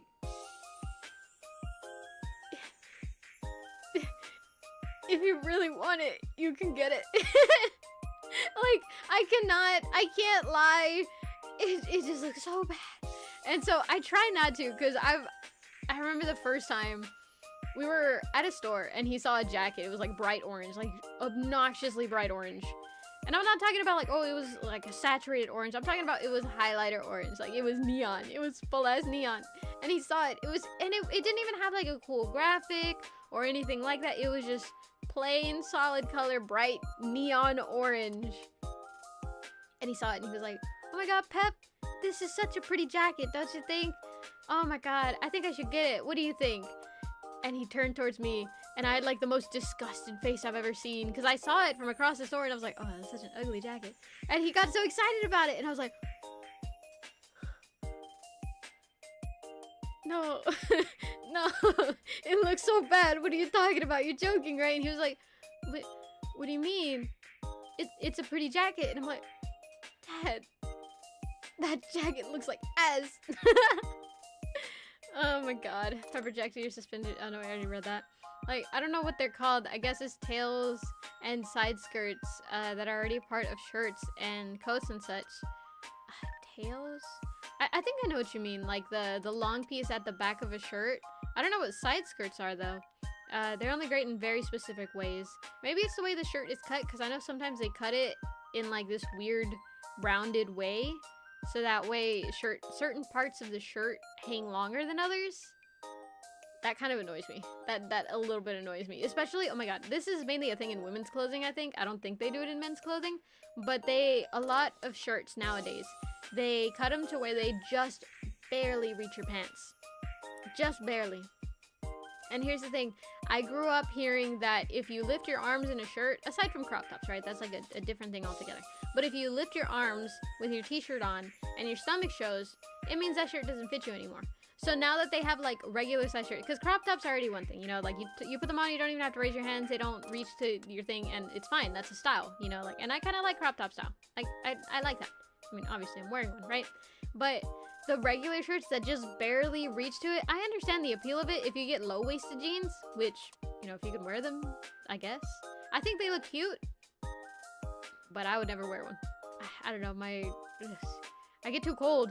I go to too many cold places, and then I feel cold, and I hate being cold in cute clothes, because most cute clothes it doesn't keep you warm. Actually, that's not true. I have like one really, really cute coat that I bought online. It's like bunny themed or something, but it's like a regular brown coat, and it has like this like fluffy inside, and it has like little embroidery on it, so it has like a little carrot and a little rabbit, and it's so cute. It's such a cute jacket. But other than that, like most nice looking clothes for women do not keep you warm. They don't. They just don't. So it pisses me off. It pisses me off so much, because I'll go to the mall and I'll be looking cute as shit, but I'm cold as shit. And if you wear a jacket, it kills the outfit. So it's just like, do I be warm or do I be comfy? And usually I choose warm, so that my outfit doesn't look as good as I want it to. Oh my god. Can we all be honest with everyone and ourselves and say that the leopard pattern was literally anything is ass and abysmal dog shit, unless you're from 8000 BC? I agree with you there. That and zebra print. It only looks good, and even then I say with an asterisk, when you're really, really charismatic. Like those characters, ouch, hold on, I'm like trying to sit in a way that makes me comfy. But like those characters from those movies that get decked out. Oh, I guess the tracking's just dead now. I don't know. There it is. But those characters from those movies that like they get all dressed up and they're like kind of villainy coded. They're like not sinister, but they're like, hey, you know, I'm doing this thing. I'm so mischievous. I'm such a mischievous character. Like those kind of pull it off, but not necessarily as in they look good in it. It feels like it fits their character, and that's it. And that doesn't always mean that it's a good outfit. It just means it fits the character, you know? Oh my god. I never liked it. I know it was popular for a while. They had a lot of like t-shirts and leopard print. Or, oh my god, there was a while where it's like people were trying to bring it back. I don't know if it ever actually came back, but they were just like doing leopard print on everything, and they were recoloring it. So, the leopard spots, but they're pink. Or leopard spots and they're green on a purple jacket. And that's it. And it's just like, looks like ass. Why are you doing that? It looks so bad. It can look good in small articles of clothing. I forget what they're called. Accessories, I guess. But even then, they don't look good as a purse. They can kind of look good if styled correctly as like a hat. But by that, very specifically, I mean like beanies. They can kind of look good, but even then, it's just like, you have to really style it well. There is this fashion creator that I follow, and they do a bunch of thrifting, and they will style the items that they have, right? And they do a lot of layering and stuff, and it's funny because sometimes they'll do all that, and like they start off with an item, and I'm like, that looks like ass. How could they possibly make it look good? And then they style it, and I'm like, oh my god, it looks good. So a part of it sometimes isn't even the article of clothing, it's how you style it. You have to know how to style yourself.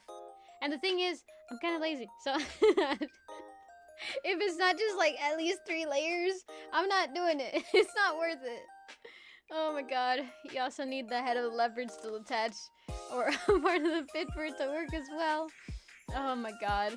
Would you ever... Okay, look, I would never wear it because I think... I don't know, that kind of freaks me out. Taxidermied animals kind of freak me out. But, you know...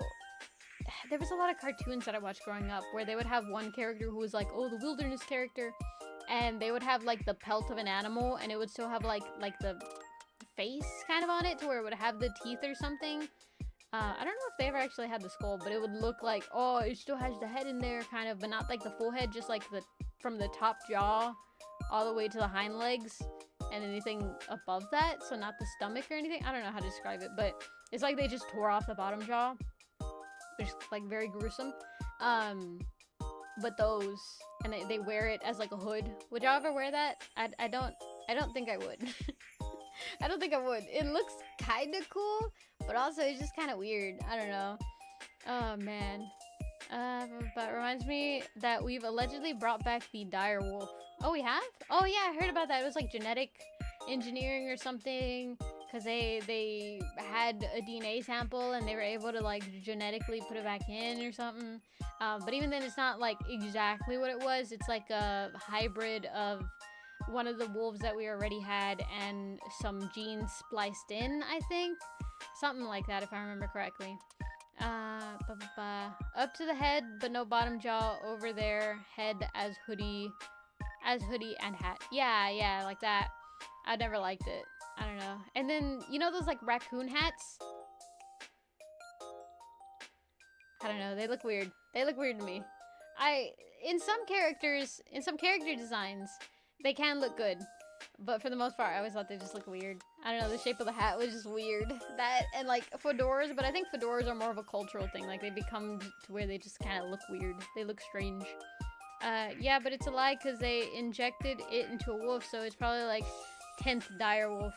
Yeah, it's very, very... It's like those people, I have 1% maned wolf in me. That I'm a maned wolf. I have 1%. My ancestry. My 100th great-grandfather was a maned wolf. Oh my god. But yeah, no. I don't know, there's a lot of clothing. End of statement. Oh my god. Oh, what type of shoes do y'all tend to go for? I've kind of found out that I don't like a lot of, okay, I'm very particular with the type of footwear that I wear. I like boots. I have not full-length boots either. I mean, I think those are cute too, but I like the short boots. But even then, I'm very picky with like the specific style of boots that I like, because if they have pointy toes, like the pointy toe box, I don't like it. I don't know why. It looks strange to me. So they have to look almost like kind of combat boot-ish. That's the style that I usually tend to go for more. If they like have a lace-up kind of style, then I like them more. If they're heeled, I like them more. Although I do still like flat ones. If they have a zipper, but they still have like the laces in front, but they have the zipper on the side, I love those so much because they look nice and they're easy to slip on and out of. Oh my god. I love those so much. Those make me so happy. But if they have too high of heels or too thin of heels, I don't like them. I don't like them. And if they're like I know you said like, oh, I feel like she could pull off the lace-up Converse. I've seen those. I think I could pull them off. but I don't think I would ever actually wanna, unless they really went with a fit and I really cared about looking nice that day. I probably wouldn't wear it, cause the laces. Oh man, the combat boots that I have, the military boots that I have, they are lace up. They don't have an easy way out, you know? And so I have to sit there and loosen all the laces to put my foot in and take it out, and even then it's like a struggle, so it's not worth it. It's not worth it for me. One of my OCs wears an animal pelt as their main component of the fit, thinking of just a pale great wolf or some ancient beast pelt to the first hint that something's off. Oh, especially for those that are familiar with animals and not recognizing the creature. Oh, returns with ice cream. Oh, it has walnuts. Hey, Pep, we talking shoes now? Yeah, just general shoes opinions. I like boots a lot. I don't like a lot of... I like high tops, too. But low tops, or just like the regular kind of Converse-esque shoes, I kind of like Converse, but even then, I'm very picky with it. Like, I feel, especially nowadays, they either have to be a very plain color that I like, which it doesn't have a lot of color options, if I'm being honest. I like gray, I like black, I like white shoes, but I hardly ever get white shoes because they get dirty easily, and I don't like having to clean my shoes often. So, I don't get white shoes a lot. And then I like kind of red and blues, but I'm very picky with the types of red. If it's like too bright, very saturated red, I don't really like it, unless it's, I don't know, it has to just feel right. And I'm not talking about the way that I wear it, like, oh, I put it on and it feels nice on my foot. I'm talking about it has to feel right when I see it, and I have to feel like, yeah, that's a good shoe. And if it does not pass a vibe check, I don't even consider getting the shoe. Like, it's just, no, I don't care what brand it is. I'm not big on brands either. It's just about the, not applicability, but just, you know, if it fits. Or, not if it fits, if it feels nice. Or if it functions for whatever I need it to function for. I just like boots. Same, boots are great. Steel toes, my beloved. I don't like steel toes that much because I bend down on my foot with like the toes, you know what I mean? Like when you tiptoe, but whenever you crouch down, I don't know what it's called. When you crouch down but you get on like the toes of your feet, not like the tippy toes, but with your heel not touching the ground. I'm like moving my hand trying to figure out how to describe it. But those, if you have steel toes, usually, like, depending on how much you bend your foot, you can feel it, and I don't like that, so. You crouch on your tips, yes. The quality trust, exactly. But yeah, crouching on your tips with steel toes is very uncomfy. I know from experience, and I don't, it's too uncomfortable. It annoys me too much if I have to be very conscientious about that, because I do that a lot. That's how I primarily bend down, and I do this thing a lot, whenever I'm going out with friends, to where if I get tired of standing, and I'm not talking about like, oh, we're in the middle of a walkway and I will get tired and I'll do this. I'm talking about like, we'll be talking somewhere and shit, it can even be at home sometimes, and we're in a spot and there's just not a chair around me, or I don't really feel like moving from the spot that I'm in. I'll just like crouch down and like kind of sit on the back of my heels. People always look at me funny. I don't know why. I think it's a fairly normal thing to do. They're like, oh, man, especially at work. I don't know. People are too nice. They're like, oh, you want me to get you a chair? I can get you a chair. And I'm like, no, it's fine, dude. Don't worry about it. I'm actually more comfortable like this. It's fine. They're like, no, let me get you a chair. Why are you doing that? Let me get you a chair. And I'm like, I don't want to sit in a chair. But they give me a chair. And so I sit in a chair. And when they enter the second phase, the pelt integrates with them, and the head of the beast becomes indistinguishable from his head, and more animalistic features take over. Oh, that's interesting. Kind of animorphs? That's all I'll say. Pep goes quadrupedal. Pep, I will not stand for this, but I will sit for it. Go on. It's because sometimes people, and don't get me wrong, I like it when people yap, right? I enjoy listening. I enjoy listening a lot, but it gets to a point and my legs genuinely get tired, and I'm like, I have to take a seat. I'm so tired, especially on days that I work. You know, I just walked around a bunch, and I'm like, I'm gonna take a small sit, just a small sit, if you don't mind. And so I sit, and people think I'm weird for that. You know, at the place that I work, there's this.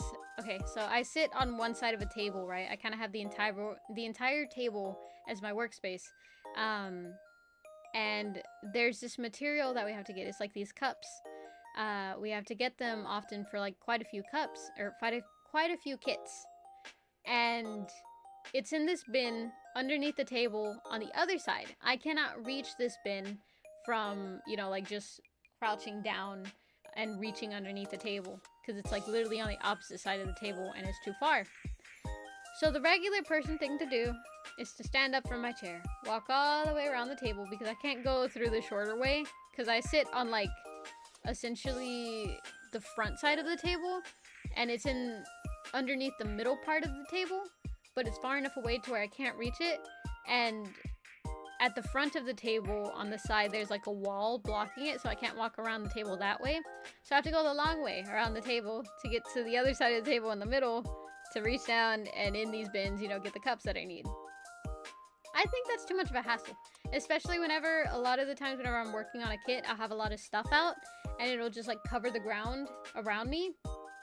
I don't like having to step around all that, so I did what I thought was normal, and I would just like crawl underneath the table, and it's a pretty big table. I can fit perfectly fine underneath it. I crawl underneath the table to, you know, like reach across and reach into the bin and get what I need. And I've done this like quite a few times, and the first time that I did it in front of a person, they were like, "Do you want me to get that for you?"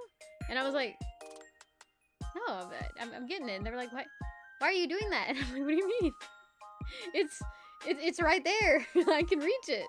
It's easier this way." They were like, "Beb, why are you underneath the table? Why are you on the floor?" And I'm like, it's not that big of a deal. It is like right there. I don't have to go all the way around the table. And they gave me not so much shit for it. Now they're used to it. Now they're used to seeing it. Though I still kind of like don't do it that often whenever they're around. Like if they're around, I will get anything else that I need. And then once they're like walking away or whatever, or when they're distracted, that's when I'll do it. Pep crawls like a spider. I do not crawl like a spider. Oh my god. Let's see. Since I've been like 5 or something, I can no longer sit crisscross. Why? I can sort it today, but it hurts and my legs go very numb very quickly. Ah, okay. Well, that sucks. I'm one of those that if something is across the table, I just get on the table to reach the other side if I need to. I kind of have to do that sometimes, but I really don't like getting on a table.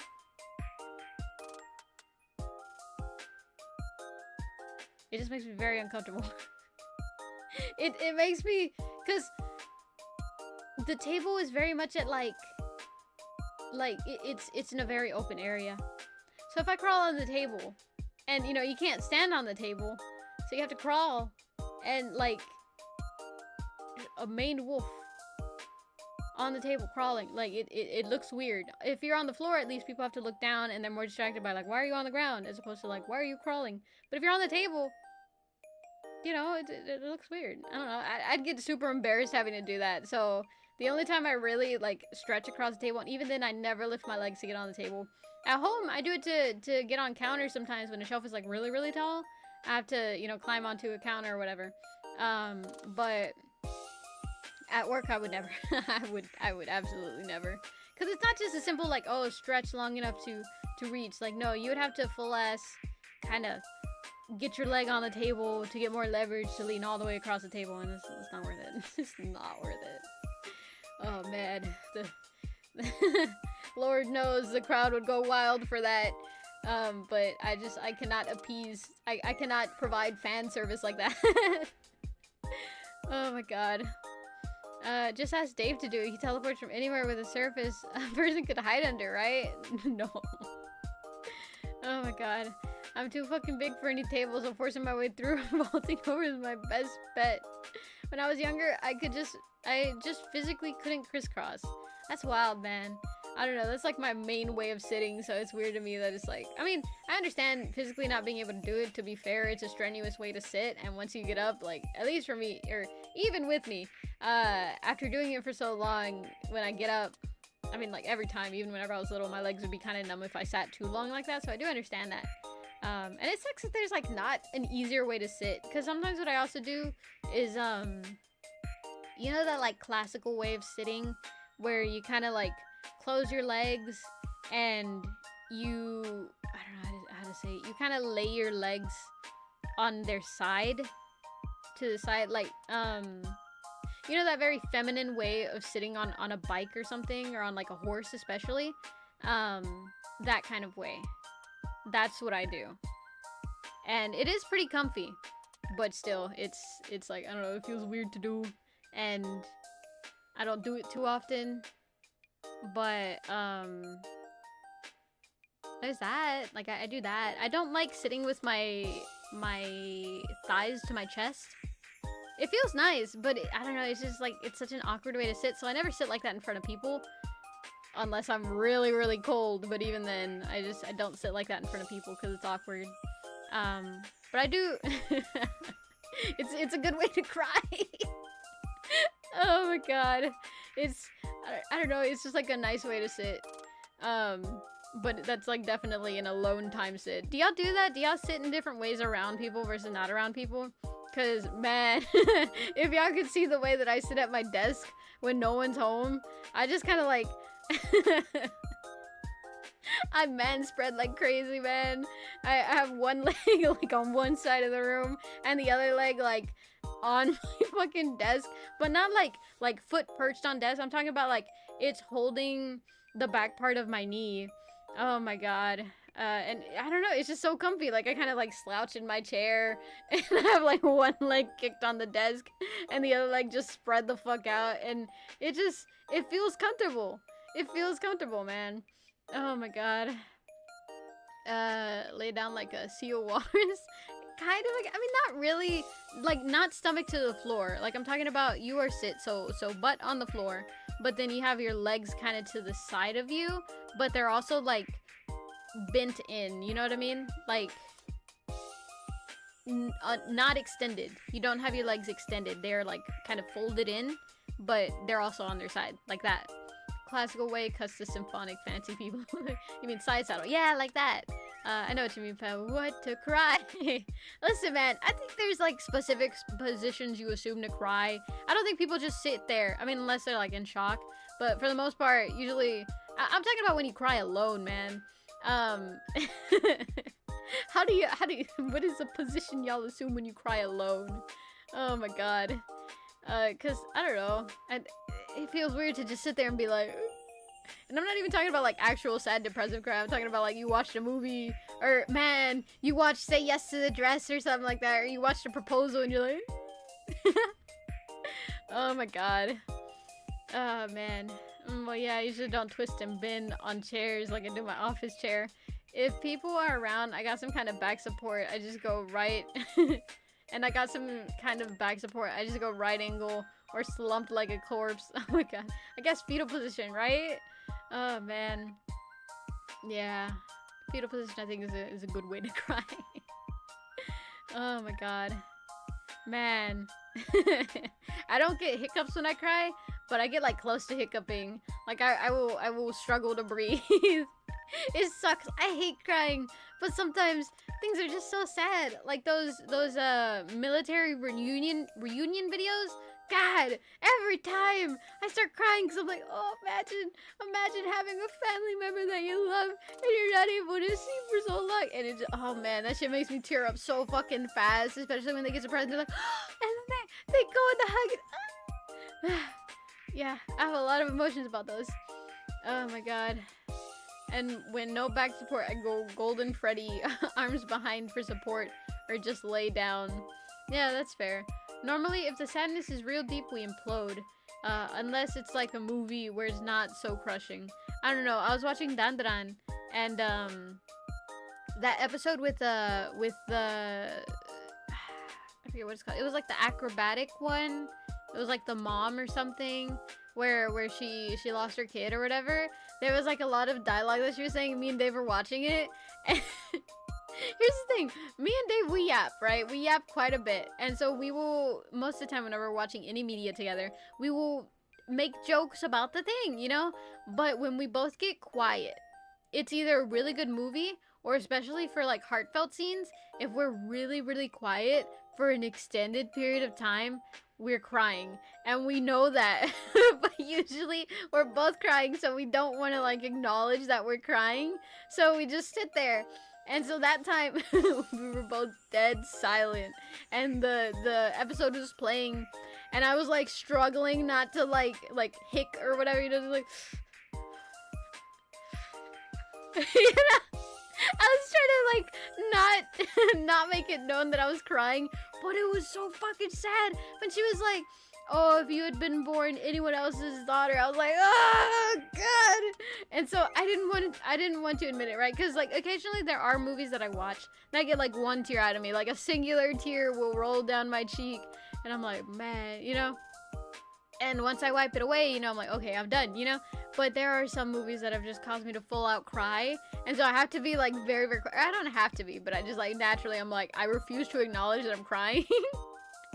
And so I was trying to wait for like the sadness to go away, and Dave was kind of like, you're crying, aren't you? And I'm like, you're crying too. And we both started fucking sobbing, dude. Oh my god. It was so it was, oh man, we were just both sad. We were like crying for a solid 2 minutes. It was so fucking intense. And then we started laughing at each other because we can't take anything seriously. So we were like, hi, you know, you cry too. And then we both started laughing. It hit too hard, man. Oh my god. When I'm sad, you just stand there like I'm hanging. Oh my god. I mean, if the thing hits you deep, then yeah, point is that if it's surface cry, I don't need to go fetal position. Yeah, that's fair. That's all I got. I don't cry. Ran out of tears. If you want to cry for a movie, go watch Secondhand Lion. Oh man, that sounds sad already. Secondhand already makes me kind of sad. Oh man, is Dandadan the one where the guy's beep gets beep and he has to get it back, or am I tripping? Yeah, that's the one. Really? Just want to make sure.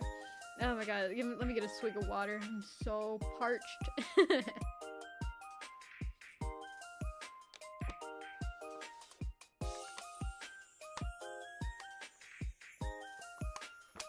Oh man. I've been yapping for so long. It's been such a long time since I yapped continuously for this long. Usually when I yap this long, it's with another yapper, and so they take over, you know, you pass the baton and they yap for a while. And so it's been so long that just like consistent yapping, and no one has told me, shut the fuck up, Pep. So I'm not used to it. Oh my god. Should make sure. Where were you, Pep? 30 seconds of silence is uncanny. Help. Oh my god, I was thirsty. Oh man. But yeah, that one, man, we cried. It was funny because, like I said, we've never really acknowledged whenever we're both crying during a movie because we're both sad. But that time Dave was like, fuck it, let's acknowledge it. And so he started a conversation that we both couldn't hold because we both kept crying. Oh my god, I got thirsty. Oh man.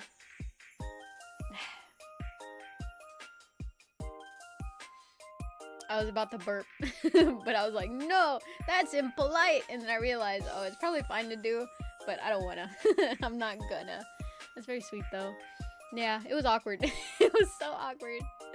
I mean, it wasn't too awkward. I feel like Dave is one of the few people that I don't feel awkward crying in front of.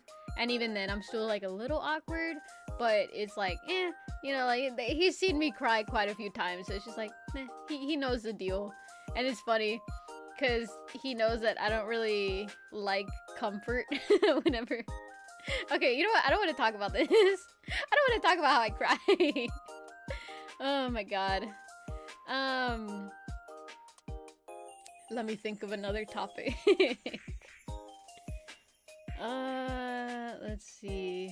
I'm thinking. I thought of corn. Now I'm hungry. What else?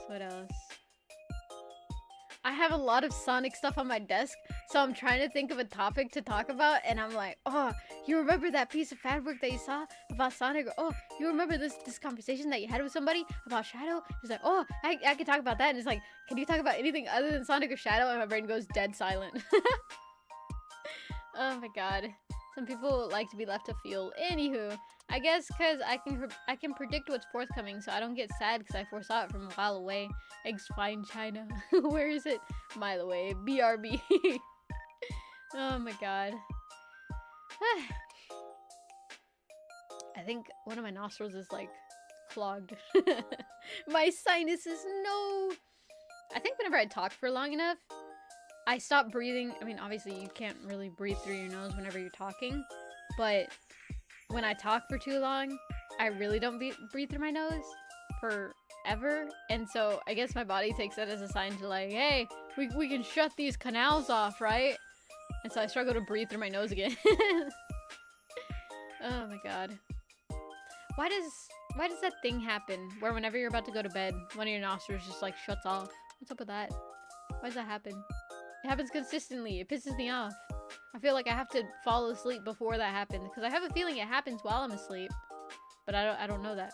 Ah, one time, man, one time Dave tried to fucking murder me. Not actually, but like, we were chilling, right? We were watching Ranma 1/2, and the thing is, we had already watched it, but recently it had it was remade, right? So we were watching the remake, and we were in bed, we were watching it, and because I already kind of knew what was happening, I wasn't necessarily paying attention as much, and it was comfy, and I was tired that day, so I started to fall asleep, right? And so I started falling asleep, and I ended up passing out. I was just thinking, and all of a sudden I couldn't breathe, and I woke up and I was like, and Dave had his fucking pipe cleaner hands on my nostrils. He was like, he pinched my nose closed, and I couldn't fucking breathe, and I wasn't sure how long he had been doing that, so I was like, you tried to kill me, and he was like, I literally held it for like 2 seconds, and I was like, I almost died. I woke up like so fucking scared. Oh my god. Cause I don't know, I don't like not breathing. I don't like it. I don't like breath play. I'm sorry guys, I don't like asphyxiation. Oh my god. But yeah, every now and then I'll reference it and I'll be like, remember Dave when you tried to murder me in my sleep? Oh my god. Let's see. I've been wondering if there will be future aliens looking through the VODs trying to understand your history, making statues of Rika. It clocks out, duh. 9 minutes and it's like, alright, we're shutting down. Incredible. To be fair. Wait, what? Wait, to be fair about what? Well, that stopped me from writing. What was it? Oh my god. Oh man. But yeah, that was scary. I think, because the thing is, I don't know if y'all do this. Sometimes I have dreams that I'm underwater. Very rarely, luckily. But I have dreams sometimes that I'm like, I go through like a aquatic environment and I struggle to swim, and so I'm underwater, and because I'm underwater I'm like, it's funny because I'll end up in the water and I'll be panicking at first and I'm breathing, but I'm still panicking because I'm like, oh no, I'm gonna drown, and then I'm like, wait, I'm underwater, I have to hold my breath. Meanwhile, like all the time up to that thought I was breathing and I didn't think about that. And so I realized that I'm in water. I'm like, I can't breathe underwater, so I have to hold my breath. So I start holding my breath, but then, you know, like I can't get out of the water and I get more anxious. So then I really need to breathe. And I'm like, okay, what if I take really, really small breaths of water? Maybe that'll alleviate the pain. And so I start going like, kind of like that. Of course, no water gets in, but I'm like, oh, it's probably just because I'm taking small breaths of water, of air or something like that. I don't fucking know. And then eventually I do it enough to where like, I don't know, I fuck up my lungs. And then I'm like, I can't hold it. And so I have to let everything out and then I can breathe. And I'm like, what? I can breathe underwater. This is so strange. And then like a bit more of the story of the dream or whatever will happen. And then I'll wake up and I'm like, man, I'm really stupid. I thought I could breathe underwater. What an idiot. Oh my god. Damn, we'll get her next time. You made me forget. Oh man, I wonder what I could have possibly said to have that happen. Alright, I don't like pranks for this reason. Like, what if I get pranked in the water or something goes wrong and I freaking suck in water? Yeah, because that shit burns. Maybe I don't die, but it still sucks. I hate my water dreams. Had a lot of those back in the day. Yeah, man, there was one time. This is a bad thing to do. Don't do this. Very dangerous. But I was in college, right? And I had this big 2-hour gap between my class. Like, I had one class, it ended, and then in 2 hours the next class started. But with the distance away it was from my house, there was no point in me going home. So I would wait at the campus. And usually I would go to the library or the cafe, but that day I was like really, really sleepy, and I was like, I'll just sit in my car and take a nap. I should have rolled down the windows, but I didn't. Because I was like, it's kind of cold, it's fine, I'll just sit in the car. I had the car off too. Windows rolled up, car off. I leaned back the chair, and I fell asleep. And I had an alarm set or whatever, you know, for whenever I get closer to the time, so that way I wouldn't oversleep. But I started napping, and I had this weird, like, awake dream where, like, I woke up at some point, because I have this thing, I don't know if y'all do this. While I'm sleeping, randomly, I would just, like, open my eyes and shut them. And sometimes I just, like, if I'm asleep enough, I won't notice that I do it. But if I'm not asleep enough, I will do that, and then I'll wake myself up doing that, like, oh, what? And so, this was one of those times, but I was asleep enough to where I continued to sleep, right?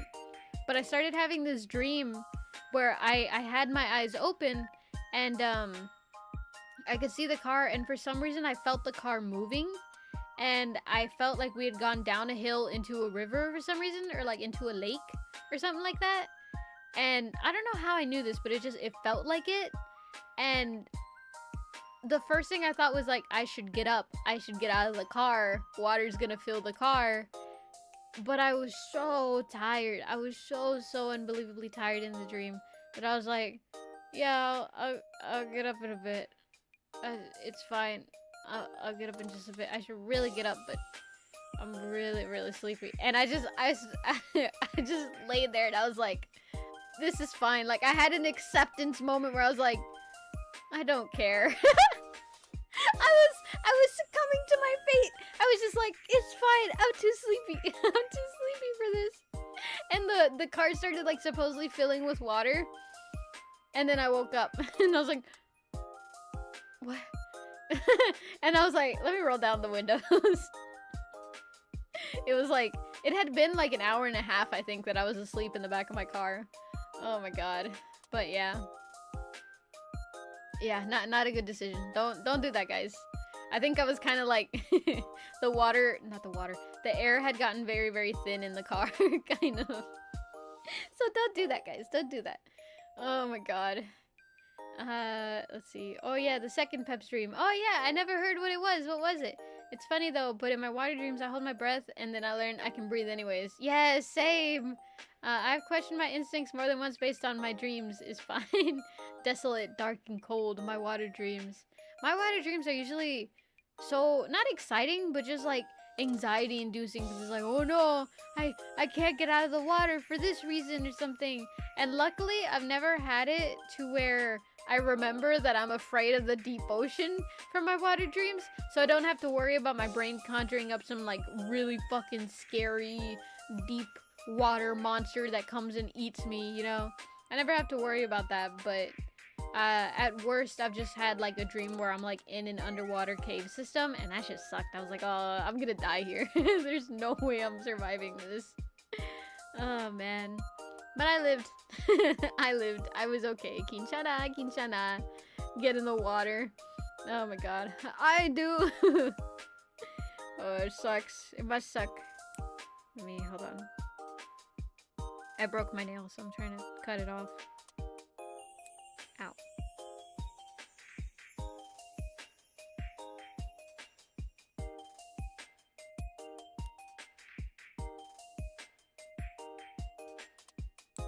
There we go. It's like weirdly chipped to where like most of the white part is gone, but there's like an edge that kind of chipped into the pink part. So I have to wait for it to grow out longer. That way it detaches from the actual skin. So that way I can actually take it off. Because it sucks. I hate it whenever it gets like that. But I break them often because I'm always using my hands for stuff. Let's see. I notice and immediately close my eyes. Oof. Then my fucking perspective goes to third person, and my only reaction is shit. I hate that. I hate that whenever it goes third person. It's so weird because you remember your dreams, and like the thing is, while you're in your dream, you don't notice that, like, oh wait, how am I able to see myself from third person? And even then, when you do go third person, I feel like I never recognize, like after I've woken up, I never recognize the person that I am. That, or I just like physically cannot remember what I look like in third person. But that may just be like a face blindness thing for me now that I'm really thinking about it, because even now I'm like, what do I look like? And I can't remember. I don't know what I look like. Oh my god. But yeah, especially whenever you're like recalling a dream or retelling it, you have to say like, oh yeah, you know, I was doing this, but then also like at some point it switched to third person, and so I could see this or whatever. It's so weird. And then have y'all had that dream where it's like sometimes you are making decisions, but sometimes you're like third person and you're watching these things occur to this character that supposedly you were, but now you no longer are, and you don't even notice that you're no longer that person, but they're like doing stuff and you're like, oh no, but they don't see on the other side of this wall that this thing is happening. Oh no, someone should warn them. Like, what the fuck is that? What the fuck is that? Oh my god. I once chopped my thumb off in a dream. I was like made of gummy, so no bleeding or bone. I know, right? I sometimes aren't me when I'm in third person. Yeah, sometimes my perspective is like the earlier Resident Evil cameras. It changes, yeah. Oof. So this is kind of breaking the fourth wall and all, but do you ever think of yourself as Brigadiers?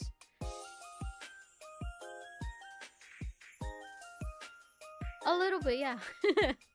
Sometimes when I'm like, what do I look like? I get images of me, and it's just like, it's weird because it's like, no, that's not exactly. Not with the toon shaders on. Oh my god. I sometimes switch characters, or the third person becomes a new person. The mind of a VTuber, a truly enigmatic thing. I don't know, it's strange because on the one hand, like, you become so used to talking about things in a certain way.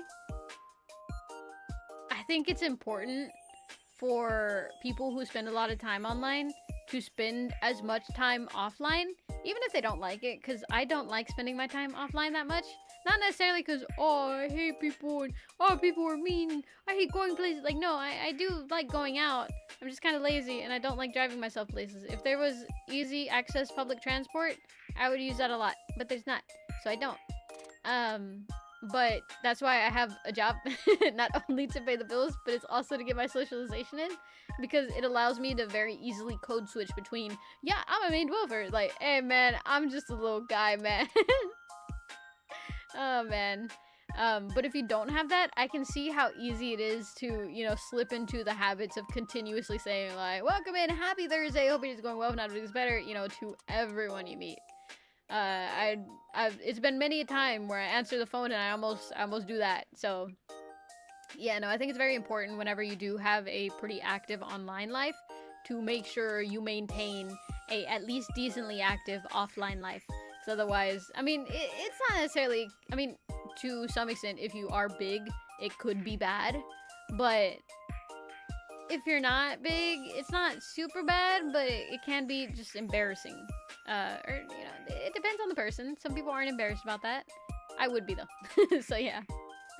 Oh my god. Offline unplugging sharpens your mind and personal mission life. Also, F you, man. No matter how loud you internally scream, it's never loud. I had a dream a while ago where some Dutch lady screamed so loud my ears were ringing for like 2 seconds when I woke up. It hurted. Y'all don't wake up with ringing ears often?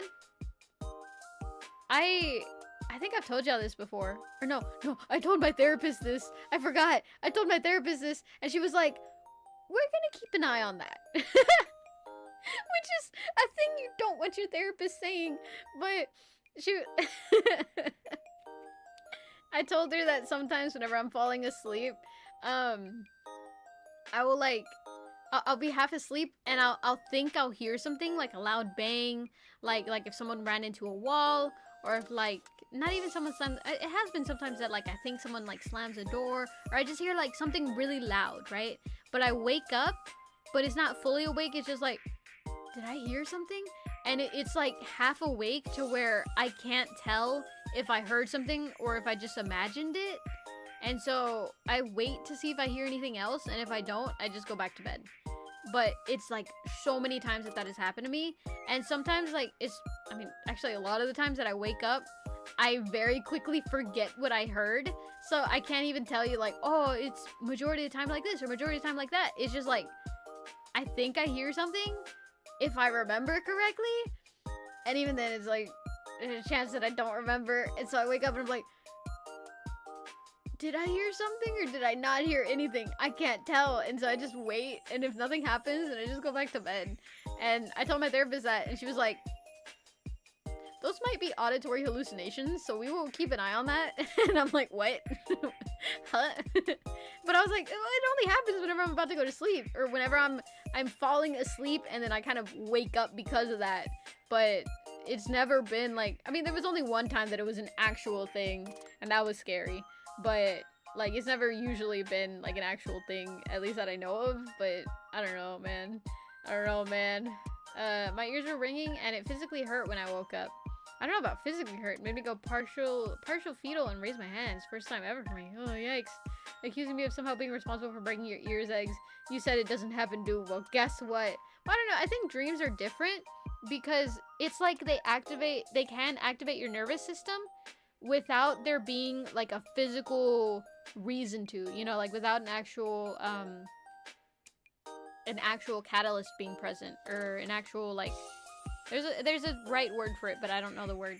But without there actually being a reason for it to occur, your dreams can activate your nervous system and basically have full control of your body. That's why, to an extent, sleepwalkers exist and can do the things they do, like operating vehicles while they're asleep. So I don't think it's the same, because when you're thinking, that's your conscious mind, you know, which is very different from your subconscious. Not necessarily that I believe in like, oh, I mean, technically it is true to an extent that like you have subconscious wants or needs, but that's usually due to like the way we grow up. I think naturally, I don't think there's a single person without like at least a little bit of trauma, you know. So naturally there's gonna be things that you subconsciously do for reasons like, you know, they were just beneficial habits that you had while you grew up, but now no longer benefit you, but you still use them because you don't even notice that they're habits until, you know, eventually you become self-introspective enough that you're like, why the fuck do I do that? That doesn't make any sense if that's my goal.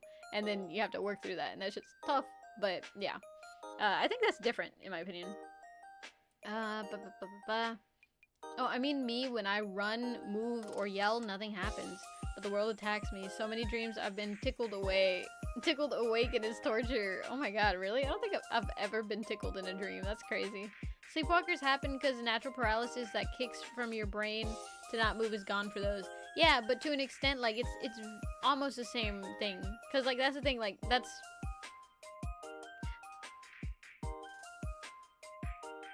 I was gonna reiterate, basically, like, I was gonna mansplain to y'all. And I'm like, why am I doing that? They know what it is. Oh my god. I might be partial because I always get complaints about kicking in my sleep. I don't kick in my sleep. I cuddle in my sleep. Which is funny because in waking times, I'm not a very cuddling person, to be honest. I'm not super like, oh, you know, you're here, let's hug, yay, I lean against you, yay, you know, you're here, I must be physically attached to you, yay, you know, I'm not really like that. Y'all see how I am. I'm very excitable, right? But I really, really don't do physical touch. And when I do, it's normally with the intention of being annoying. And I only do that to like top tier people that I really, really enjoy being around. And right now the only person in that list is Dave. So I'm so annoying with Dave. I'll like he'll be like drawing or whatever, and I want to annoy him, so I'll like stretch, but I'll make my arm like cross his canvas so he kind of scoots back, and then I'll like lean my entire body on him. I'm so annoying with Dave, but it's because, you know, like, I don't know, that's the way that I express affection, you know, because I'm like, let me be as physically fucking annoying as possible. So yeah. But at night, I like warmth. So there's been times where I've had to like share beds with my friends, right? We'll be, you know, having a sleepover, we share a bed, and I have to be so conscientious because I do move around in my sleep. I tend to like roll around. I have a habit of like kicking my leg over the person that I'm sleeping with, like like big spooning them. I just like autopilot to big spoon. And it's so embarrassing. One time I was having a sleepover at a friend's house, and I kind of like woke up. It was very early, and I could tell it was like too early, and I was like, oh, I can go back to bed. But it wasn't one of those like you get up, you look around, you're like, everyone's still asleep, and you go back. Like I'm talking about like I opened my eyes and I'm like, oh, I'm still tired. So I turned around, right? Like I rolled to the other side, and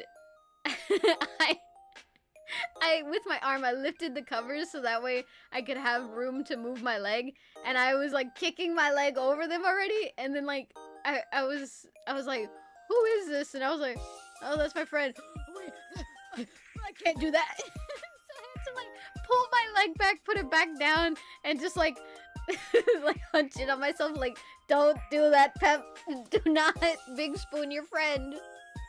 Oh my god. Oh my god. You grab a bat. Pep, you know how antisocial I am.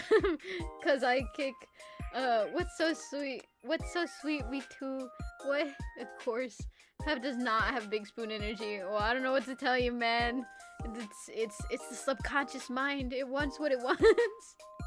My buddy needed to stay over, and I was so scared of moving, so I went way to the corner of the bed of the wall and even held the bed frame to not move away. Holding the bed frame is wild to say. Homosexual. Hey, there's nothing wrong with kissing the homies goodnight. That's so sweet. Oh my god, I don't know. I feel awkward. I'm very despite the topics that I discuss and the things that I'm into, I am very shoujo baited. Whoa, what? No, shoujo coded. God. I had my mind on different things. I apologize. Shoujo baited. Oh my god. But yeah, no, I'm very embarrassed easily. When it comes to physical affection a lot. Like there was one time that I had this friend, and she was like pretty strong, right? She was like bulked up, and we met at this fancy dinner because it was like a military ball for this organization that we were both in. And so we met up, we were both dressed up, and she's like, oh my god, you look so pretty. And I was like, thank you, you look pretty too. And she was like, ah, you look so cute. And she lifted me, and she spun me around, and I was like, ah. I don't know, it caught me off guard.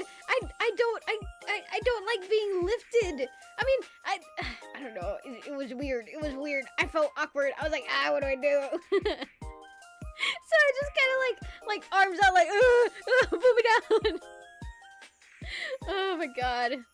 I did not, I mean, I understood that it was like a form of affection. And I did enjoy the form of affection. Right? I enjoyed the fact that it was a form of affection. But I hated the actual, like, picking up and spinning. I was like, let me go, don't touch me. Oh my god. Pep, what? What do you mean? I do not want to mess with people's personal space. But with whom I'm close, I am also huggy annoying. Yeah. So yeah, I want to make sure. So I hold the bed frame because I know I was a sleepwalker. I'm a tyrant in bed. There's me and my turf. I casually melt across my entire sleeping zone. Pep went and lift off. It was so scary. She literally spun me around. It was so scary. Oh my god. I felt so like, okay, so here's the thing. On the one hand, I was like, oh, someone's touching me. Ew. You know, like, not ill. Like, I don't feel disgusted. But it was just like, I didn't know how to respond to that. But also, I felt so cherished, too, in that moment. So it was so weird to feel like two very contrasting emotions at the same time. So I just kind of like froze and like, oh. I don't get how y'all move in y'all sleep. How do you not move in your sleep, man? Oh, Dave can vouch for this because we've shared a bed many a times, and I am a cover hugger. But here's the thing, it feels awkward to say this, but I'm very compassionate, you know? So when we share a bed, usually I trust you enough. So I make sure you're covered up, you know, that you have a pillow and everything, that you're comfortable. But at night, I get cold. And I pull all the cover towards me because I'm always like pulling it up over myself and then pulling it down and then rolling over, you know? And so I tend to hog the cover a lot because I rotate, and every time I turn, I pull the cover with me, but I don't like pull it under me. I just continuously pull it. So like I'll turn to the right, and I'll pull it. But then I'll want to move to the left, so I turn to the right again to where I'm facing to the left now, but I haven't pulled the cover. But then I want to turn to the right again, so I pull the cover again.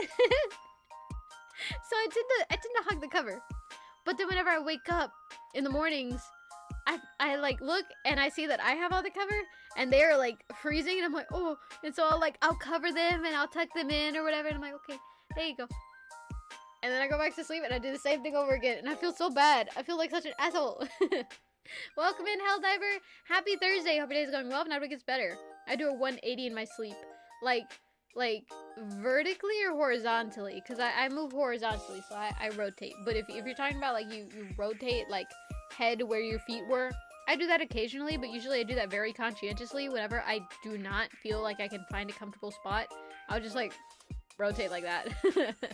Vertically. Whoa, so you do that like often? And like while you're sleeping? I don't really do that while I'm sleeping. I mean,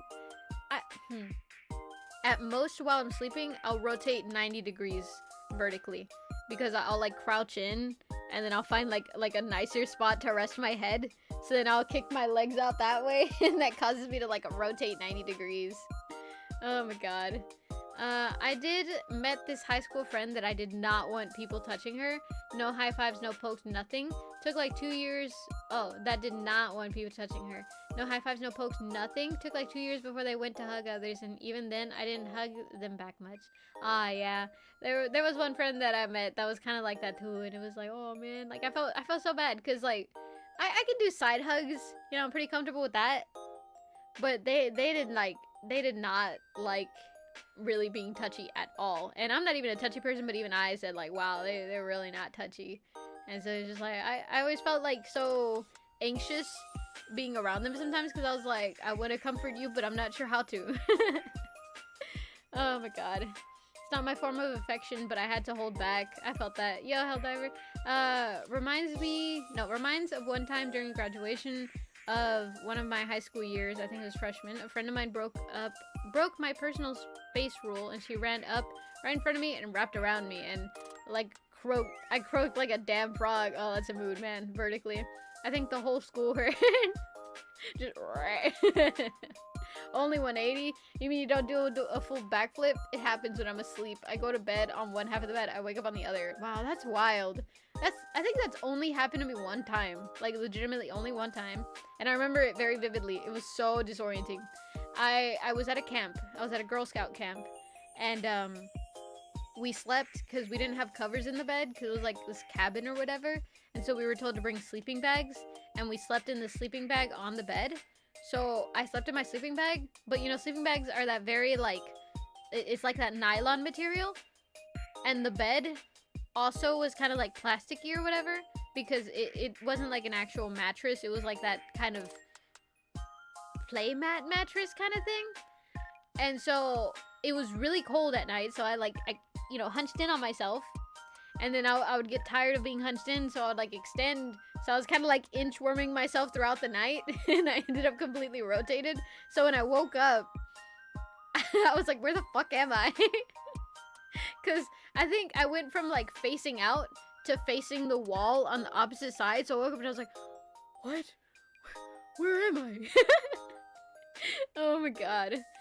I wake up flipped always. Always? Damn. I had to learn that some people were really against any touch. So I'm scared to get close to anyone, despite my instincts. So until I make sure I am frozen, treat till I am told to be at ease. I felt that. If I pass out on my back, I wake up on my stomach. If I pass out on my stomach, I wake up on my... Okay, well, that I understand. Except I'm a side sleeper, so... It's very rare that... I used to sleep on my stomach all the time, but I don't know, recently. I say recently, I don't know what caused this change, and it's been maybe a full year now that I no longer feel. Oh, I know what it is. I no longer feel comfortable on my stomach for long periods of time. It started with a surgery that I got to remove my gallbladder, because, you know, the scars or whatever, and if I stay too long on my stomach, it does kind of hurt. But also, over the years, I've grown in places, and so it's not as comfortable to sleep on my stomach.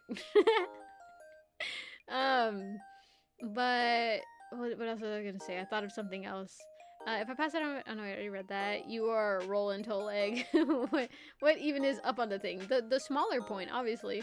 I also occasionally sleep like I have my pillow hostage. My left arm has it in chokehold while my left arm is pointed straight forward. Oh my god, me too! That's exactly how I sleep. And it's funny because the cat sleeps the same way. My cat, he literally, like, he has his paw folded in to where, like, he rests his head on his paw and his other paw is just completely stretched out. And I don't know if he got that from me or if that's just a thing that cats do, or maybe I unconsciously got it from him. But it is so comfy to sleep like that. But you cannot, like, I always have to remind myself to, like, open my hand, because if I curl it, I wake up with, like, a sore hand the next day. Oh, man. I would say, like, a wiener on a steak. Like a cat, helldiver. Wait, like cat, like helldiver, like pet. Exactly. Oh, my God. What was it? There was something about sleeping that I was going to talk about, but I can't remember what it was. It's like sleeping positions. What was it? Talked about rotating, talked about moving, being on the bed. Fuck, there was something, I don't know. There was something that I was like, oh yeah, that. But I can't remember what it was. Talked about the cover. I have no clue. I don't know. I can't remember. Pillows? Is it pillows? I don't think so. God, I cannot remember. I don't know. It'll come to me at some point. I hog all the pillows just to not use any. I try to sleep with a pillow. Some nights I do need a pillow. Some nights I don't. And it's funny because, like, there was a long period of time that I just slept, like, not bare on the mattress. Of course, I had covers and stuff. But the pillows were all around me. And I had no pillow, like, actually behind my head because it felt nicer to sleep like that. Like, just knock out. But some nights, I don't know, it's just like, it wouldn't feel nice like that, so I'd have to have my head propped up. And it's always like a coin flip to figure out which night it's gonna be. Oh, man. Sleeping with body pillows are nice, though. I found out that if you sleep on top of a body pillow, it feels nice. And there's 2 ways to sleep on it. I can actually sleep on my stomach on a body pillow because it's soft enough so it doesn't, like, strain my stomach. And so you can sleep like a sloth, or well, yeah, like a sloth on a tree branch. Or you can sleep like a shadow ducky. No, not shadow ducky. Welcome in, Soul. Happy Thursday. Hope your day's going well. Never gets better. But no, you can sleep like on top of it with your stomach facing it, or on top of it with your back facing it, and both feel nice. So I will say that. Hey, you know, the pep ducky is coming out soon. So, you know, maybe if you want to try it, you could cop a pep ducky. Oh my god. Shocker, but majority of my dreams I had where I'm suffocating, I wake up 4 out of 5 times on my stomach and my face buried in the mattress or pillow. Yep, that does make sense. That does make sense. Oh my god. Soon trademarked. Been soon for a year now. Oh, hell no. Oh my god. What do you mean? You guys don't want to sleep with me? Why not? I'm such a great bed partner. Oh my god. But yeah, no, it's pretty close to being done. I was supposed to work on it today. I can show ya. not the body pillow, but I worked on Art Fight today. I'm pretty sure Dave would be okay with it. Let me see if I can reach him real quick. Hey.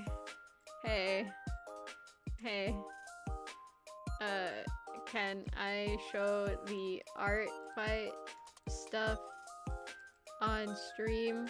Question mark. And then let me actually text him. That way he checks Discord. Let me open this. Let's see. Everyone just got back to the movies with some coworkers. Ooh, nice. What movie did you watch? Ignore it. Spits water. Spritz water. Down, wolf. What? You did art fight? I know, right? I didn't tell anyone. But yeah, I did do art fight, and man, it was fun. Hey, can I share the art fight stuff on stream? Question mark, question mark, question mark. Eyes emoji. Oh wow. I don't know about y'all, but Android has like animated emojis now. And so when you send them, they do like a little animation, like just them by themselves. They do a little animation. So the eyes emoji has like, and it's so weird because it just does that on repeat. And it's like, stop looking at me, man. I don't know what you want me to tell you. I could call him real quick, but I don't know if he'll answer. It's probably fine, but I just want to make sure because I'd feel bad if he was like, no, do not. Fantastic Four. Ooh, nice. Was it good? I heard it was good. I had a friend. They were so excited. They came to me and they were like, Pep, I just watched Fantastic Four and oh my god, it was so good. And I was like, what do I say to that? I haven't watched it and I don't know much about the actual IP. And then I was like, I know what to say. So I went, about the Fantastic Four, here's the thing. And they were like genuinely concerned. They were like, oh yeah, what's up? And then I sent them a picture of the thing. And they were like, oh my god, you should jump. And I was like, so yeah, that's the thing. Oh man, I love it. I love it. Oh, I want to see it. I saw Superman recently. Pep, I've been playing the mushroom game and I highly recommend it. It's been great, even for me. I enjoyed it. Whoa. I've said it before, but sleep for me is the endless void. Even without dreams, my body occasionally does that one thing where it feels like I'm falling from a 24-story building. Oh, I hate the sensation of falling.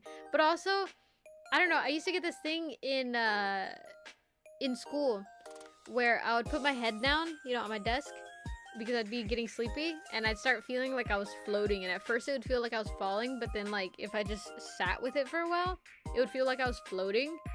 And I don't know, I kind of like that feeling, but it's just a little different from the falling feeling. So it's just weird. I don't know. Let's see. Like everyone else. Yeah, it was real good. One of my friends was explaining stuff to me because I'm not familiar with the Marvel stuff. Dude, I remember I went to see Infinity War. Yeah, Infinity War. Whenever it released. And I had not watched all the Marvel movies, so I watched like a YouTube video the day before, and then I had my friends kind of like explain stuff to me because I was like, wait, this is that doesn't make sense. And they were like, oh no, this is that, and I'm like, okay. And so I had the same experience. Oh my god. I hate sleeping. Dave, can I show the thing on stream? Point right, point left. Pretty much. If you ever need someone to yap endlessly soul, eyes emoji. You forgot the point right, point left. Marvel is my shite. Oh my god. Superman was aight, and I expect the Fantastic Four to be the same. Yeah, that's what I'm expecting too. They seem like of the same vein good.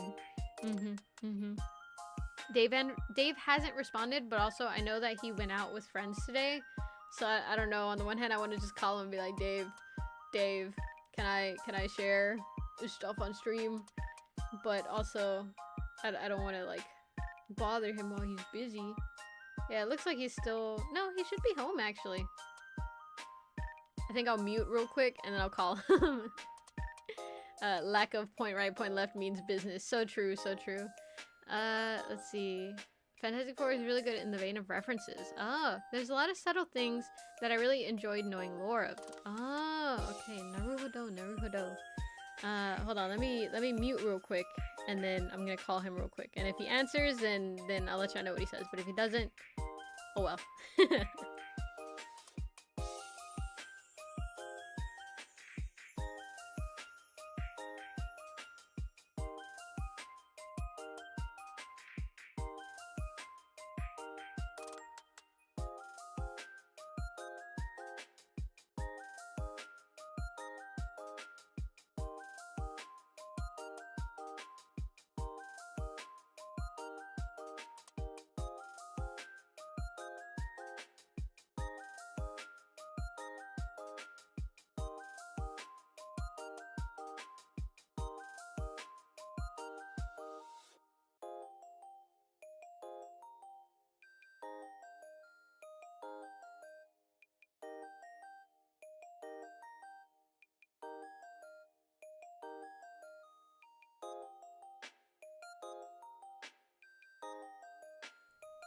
Okay, he said yes. Also, I told him that y'all said hi, and he was like, "Oh my god, tell him I said hi." He did a little giggle. He's like, "Oh my god."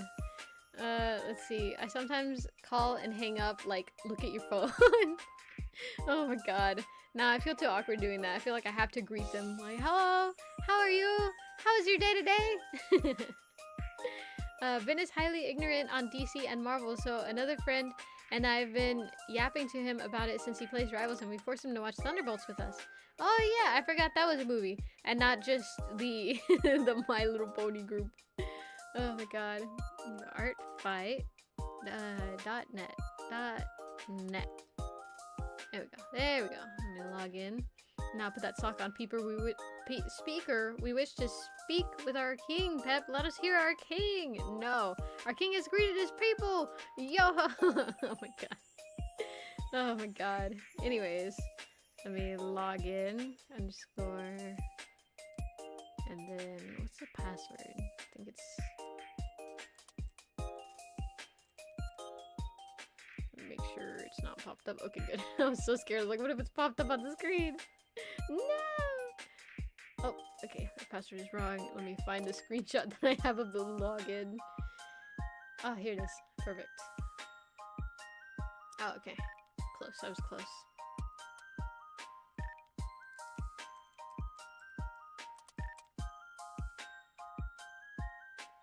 Okay, there we go. There we go. We go to profile. And then let's go to I guess screen study. Yeah, this will work. And then from there, let me go to this one. Let me select this one. Oh, it's blurry. Oh, actually, this one's cropped. I don't really want to use that one. Let me use browser capture. There we go. That's the one. Right there. There we go. Oh, it's not showing. Oh, of course it's not showing. Okay, so actually we could go to this one or this one. No, that one has a TV. I don't want to connect it to the TV. Maybe this one. Will it show it? It will show it. I'm gonna have to unblur it. Dang it. Okay. Hopefully y'all can kind of see. I'll zoom in a little bit, but let me take off the filter. Uncomposite blur. Whoa, you can see. Whoa. There we go. I guess I'm just gonna be falling asleep during it. I don't know. Here, let me give you all the ear cam. Oh shit. There we go. Let's see. Maybe in 5 years I'll do an art fight. Cheese. Oh man, I felt that. This was my first actual year doing art fight. Cause the other time I was supposed to do it, but then I ended up like chickening out, kind of. Ouch. Oh my god. Let me play background music. I feel awkward with it not showing anything or not playing anything. Where is it? Here it is.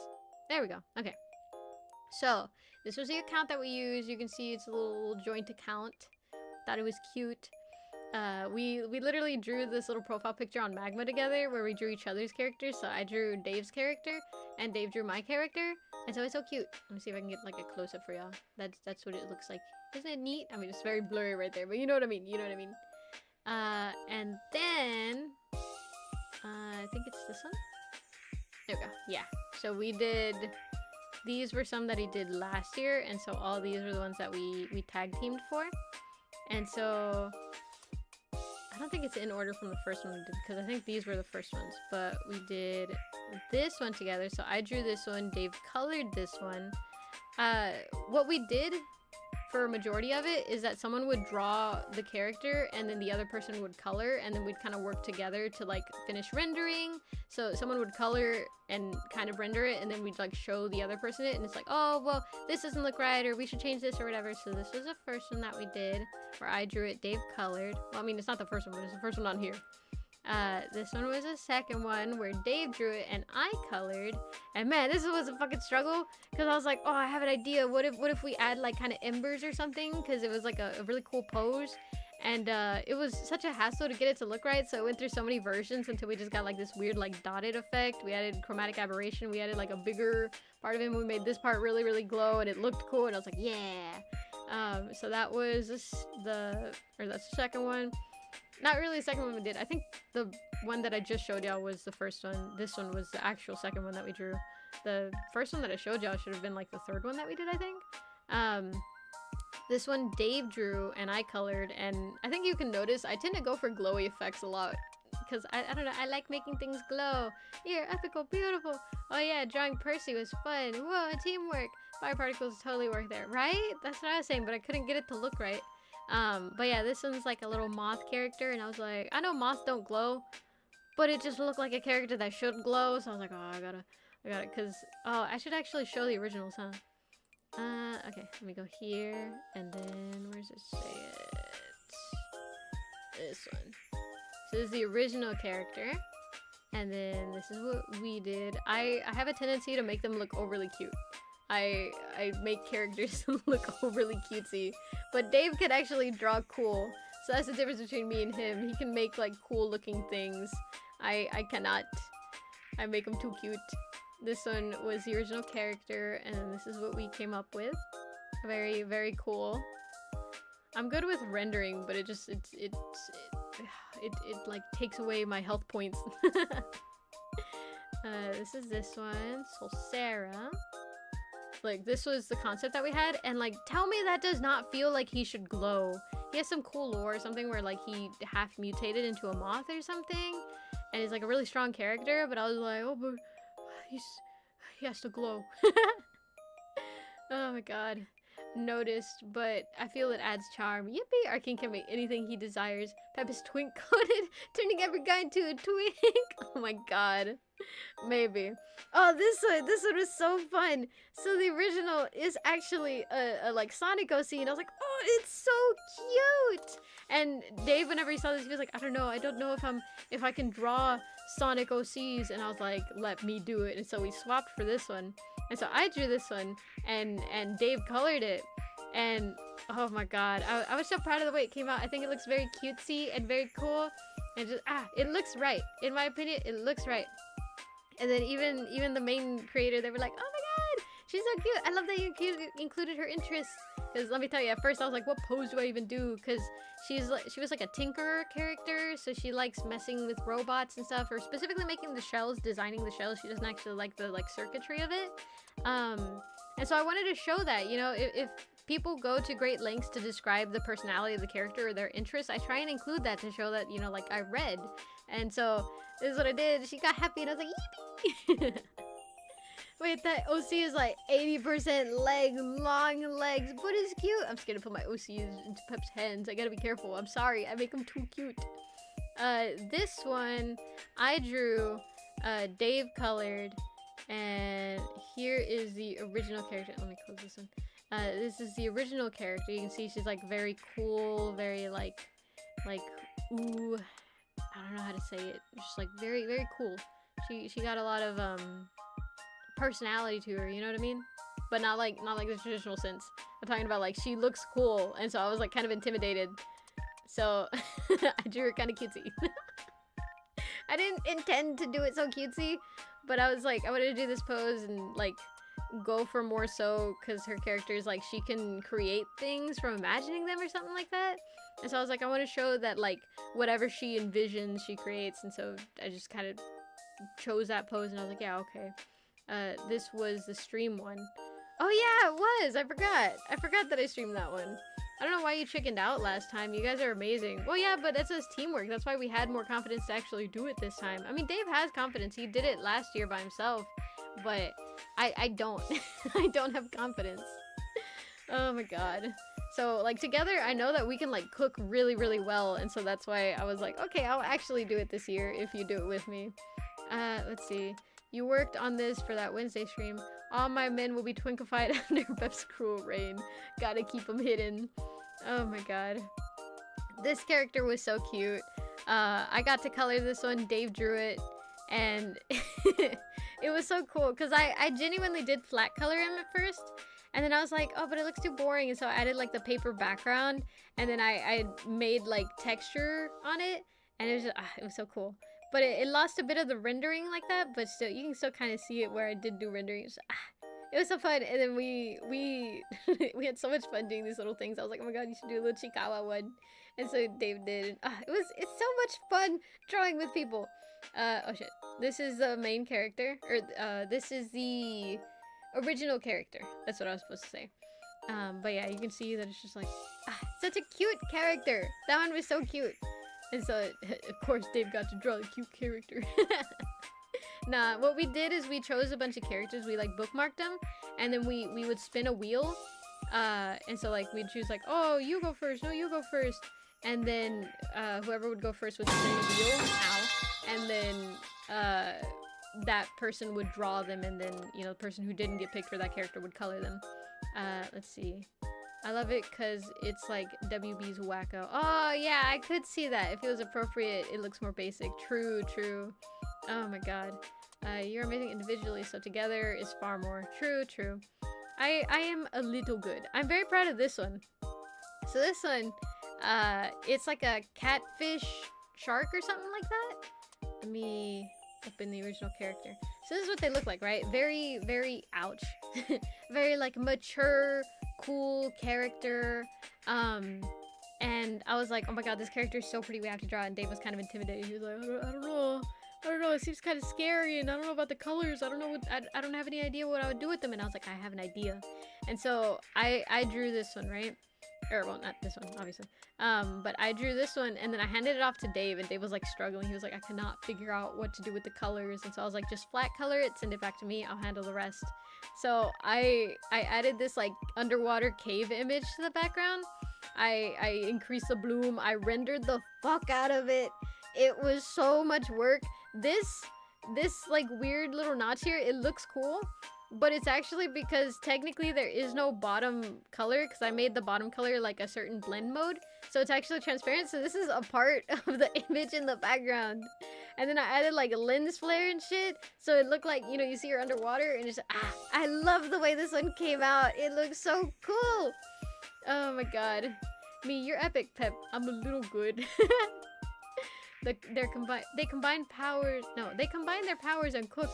Exactly. And didn't burn the macaroni this time. Why I gotta. It does feel surreal, right? Like, I like this kind of feeling where it feels very glowy, I like that a lot.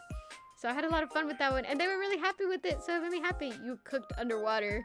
Oh my god, I SpongeBob cooked. Hold on, but oh my god.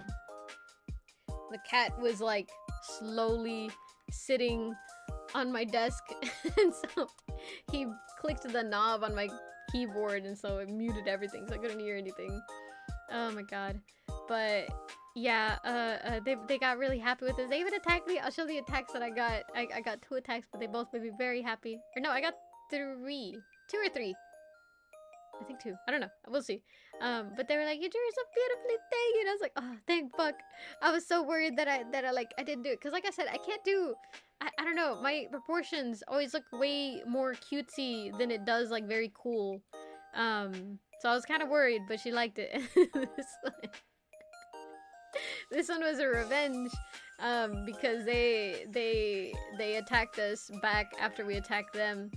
So this was the original character, right? Very, very fun character. And so I was like, okay, let's do this. So Dave drew this one, and then I colored it, and man, was it a pain in the ass to kind of color. It turns out like shading pink is kind of hard. I don't know why, it just does not compute in my brain. And then Dave was like, wait, this kind of looks like a selfie. Let's make it like kind of Instagram filter-esque. And so he drew this on. And then I was like, wait, I have an idea. Let's add sparkles here. And then like we were trying to choose the color that this writing should be. And I told him to send him like I told him to send me all the different color options. So he sent me like literally like red, orange, yellow, green, blue. Like we looked through all of them, and I was like, I cannot decide which one looks good. So I was like, wait, I have an idea. We have all the frames to make a GIF. So add the sparkles here and there. And there was only like 2 placements, right? So I was like, okay, add like these colors, this placement, and these colors, this placement. And then I took it to like a GIF maker online, and I made the GIF. And so this is how it came out, and I was very happy with it. I think it looks very cool. They're very cute. And they were happy with it, and so yippee! But this was the point where we thought it would be really funny to do like unrelated thumbnails. Because all before, we'd been doing, you know, like, oh, a part of the art piece to not fully show it, but also, like, kind of get them hyped for it. And this one, we were like, you know what? Let's just, like, throw them off. And so we did this one. It was really funny. I was so scared to see that Chica flashes. Oh, that's amazing. RGB, exactly. I'm smiling. That's cute. Yippee! Ingenious GIF maker. Yes. Oh my god. And then this one. Oh my god. This one. Man. Dave did me so dirty. So, he drew this one, right? Let me go to the... It sucks because I can't, like, fully hide it from y'all. So this was the character, right? Very pretty art, by the way.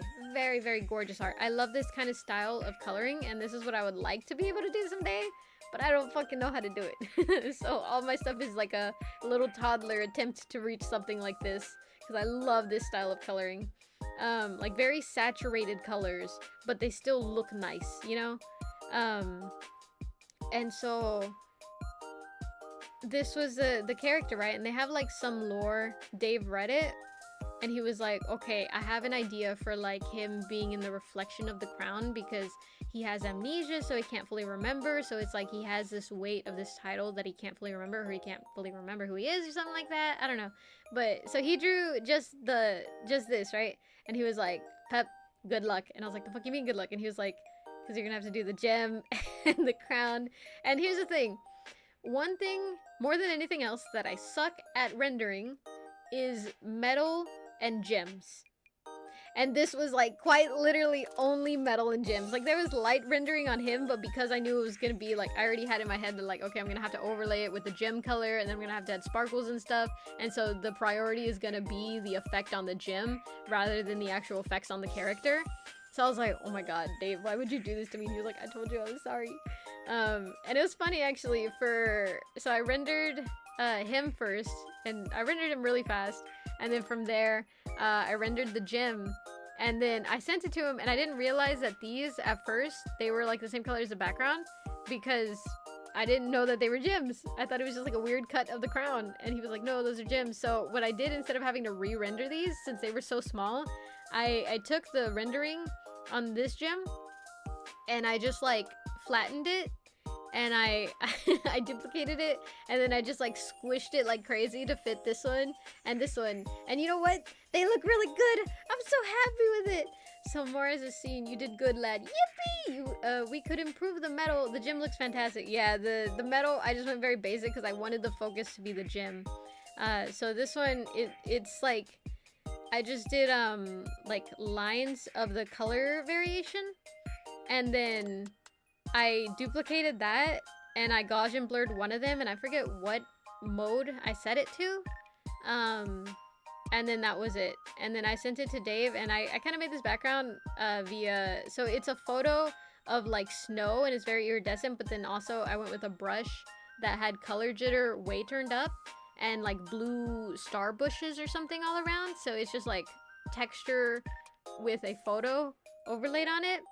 But it looks nice. Like it fits the vibe that Dave wanted to go for.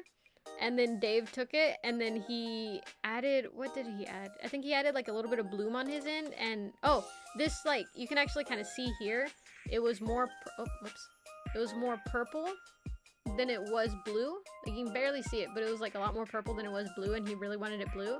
So he had to take it to Ibis Paint because I could not get it blue because of all the settings that I had on. So he took it to his, and then he like basically just colored on top of it to make it more blue. And so that's why it has that line, but it's like very, very vague to where it just kind of looks like it's glowing. But yeah, this one I feel like came out really cool. I really like the sparkles. I feel like I could have gone harder with like the shadows, at least behind him. But no matter what I did, I could not get them to show up. So, you know, I did my best. I can send you a metal tutorial. I found if you want. I mean, I could try it. I don't know. I've tried a bunch of metal tutorials all the time, but it's just I have to just do it a lot, and I don't do it a lot, so that's why I suck at it. Or not completely suck at it, but I'm not that good at it yet. The metal just looks like stripes. Yeah, it's one of those things where like if you look at it for 5 seconds, you're like, whoa, nice. But if you look at it for like 10 seconds, you're like, oh wait, this isn't very good, but you know, I get the point. I get the point. An attempt was made. Another thing is observing many metals. I don't know, man. Metals confuse me. It's too many reflections in there, and I'm just like, I don't know. But yeah, it was funny for this one. We went to title it, and we were like, oh my god, wait, because we wanted to reference the kind of vibe that was already in the piece, and we're like, wait, Dave was like, this feels kind of dumb, but what about this? And I was like, wait, that fits perfectly though. And so it's an Undertale reference. Yippee! I don't think this one has gotten any response yet, but still, I don't know. I'm proud of the way this one came out. Let's see. Play with stuff. I deal with metals a lot. I know what lead and gold looks like. What type of metal does that look like? What do you think? There's matte metals and there's super shiny ones. Polished metals and stuff. Oh my god. Pep did this like aluminum. Oh, maybe it's a 10 crown. So this one, I drew this one. As you may be able to see. Oh my god, wait, for the last one, I think I'll have y'all try and guess who drew it. So this was the original character, which like I fucking love. Like I know this is very unfinished and rough sketchy, but I love this style. I love this style so much. And you can tell that they're skilled, man, because they did details where the details mattered, you know? But like this is where the focus is gonna be, and you're usually just gonna like glance over the rest, so there's no point in putting that much detail. And like same thing for this, you know, you're gonna be focused here, and you're not really gonna be focused on the edges, because like literally the entire piece leads you, like even these are pointing you towards this area, this is pointed towards this area, you know, this like kind of is an S shape, so you're gonna go like kind of just like, I don't know, from the bottom up, because that's the only spot where it really connects, but there's also this way. But it's gonna lead you to this area, so it's the composition, but it's so good. And even though it's like still rough and not even that clean, it looks good, because that's the skill. You have to develop that skill to know how to be able to like do less work but make it look good. And it's just I love this so much. Tin is different, Pep. Oh, it is. Raw tin has crystals. It does. Looks at thigh wrap. Ouch. Pretty, but ouch. It's very pretty, right? And so I really wanted to encapsulate how pretty the character was. So I drew it 3 different times because I was like, oh, I like, you know, how cool it can look. But also I like it because it's very cutesy. So I feel like it fits in chibi. And then also even smaller chibi would be so cute. So I couldn't decide which one. So I drew all 3. And then I couldn't decide what background. Or well, no. Dave colored it. And then from there, for the background, we were struggling to find a background, right? We could not find one that fit well. Because it felt like it had to be some type of solid color, not really a texture, because that would like distract too much from the piece or it would feel too busy. So we needed a color that would like actually make it stand out, but not be too bright or too warm or throw off the color balance. So what happened was I told him to send it to me transparent, and he sent it to me through Discord. And then I was like, wait, the background of Discord actually looks good as a color against it. So I just screenshotted a picture of like the blank Discord screen, and then I sent it to him and I had him color pick that. So this color is the exact same as the Discord background. Oh my god. Composition. That shit almost as tight as a thing to stop bleeding. I don't know how to spell. Oh, tourniquet. Y'all could have used the site's dark background so she's hanging on the site. Ah, true. That would have been cool. But because it's cut off here, it would still look kind of weird. But yeah, but this is what we chose. And then Dave went and he made like this little border around it. And I forget which color mode that we set it to, but I like the way this was. I don't know. I like the iridescentness of it, especially right here, or just like the color variation. So we ended up going with this one. And I don't know. I just think it looks very cool. But yeah, so we did this one, and I love the way this came out. It looks so pretty. It looks so pretty. I'm so happy with it. But yeah, so there's that one. And then the final one, right? So we will play a game. We'll play a game. Who do you think drew this one? Let me show you all the original character first. This is Cosmo, a little cat guy, and he has like, I don't know, I feel like they were going for like a star shape with the paws, especially on this one. You see like very heavy star shape right there, and then because these stars, I'm like, I think they were trying to shape him after a star, and that's why his name is Cosmo. But who do y'all think drew it? What do you think? This is gorgeous. Gasp, cat. I need to draw. I was gonna today, but friends. Oh, that's a mood. Let's see. Let me run. Man, I can't run a pole on this side. Dang it. Well, I don't know. Who do y'all think? Think very carefully. Do you think Dave cooked? I mean, we both cooked. You drew it? Why do you say that? My curiosity is piqued. Why do you assume so? It looks like it's styled after that one game I don't remember the name of. I think I know which one you mean though. Late night something. Yeah, the one where like you play as a cat and the other cast is like animals too.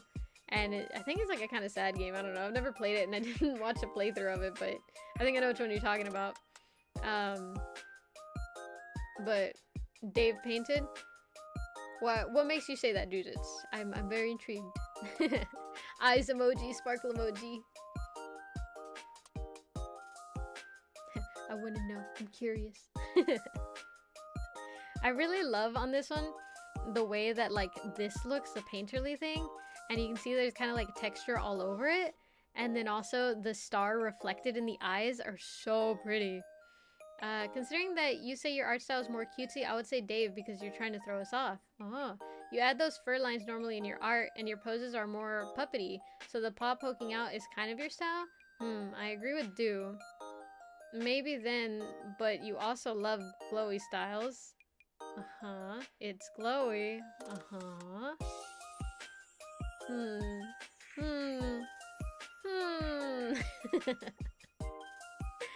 So, glowy is a dead giveaway. So then, did I color or did I draw it? Wait. Ah!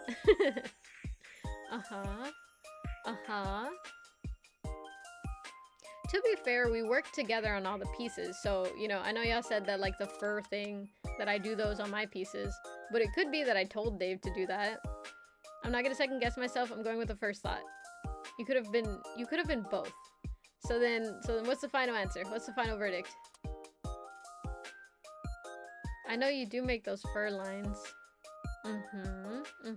But also remember, we were working together, and there was a lot of times where I directed Dave to like, oh, draw it this way, or oh, do like this or that. I feel you trust each other with each other's rendering.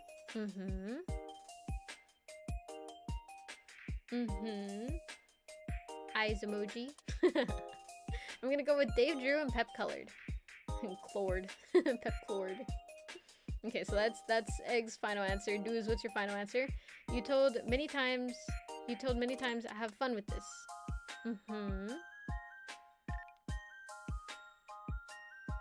Let's see. And if you're feeling competitive, Helldiver, feel free to put in your answer too. Let's see.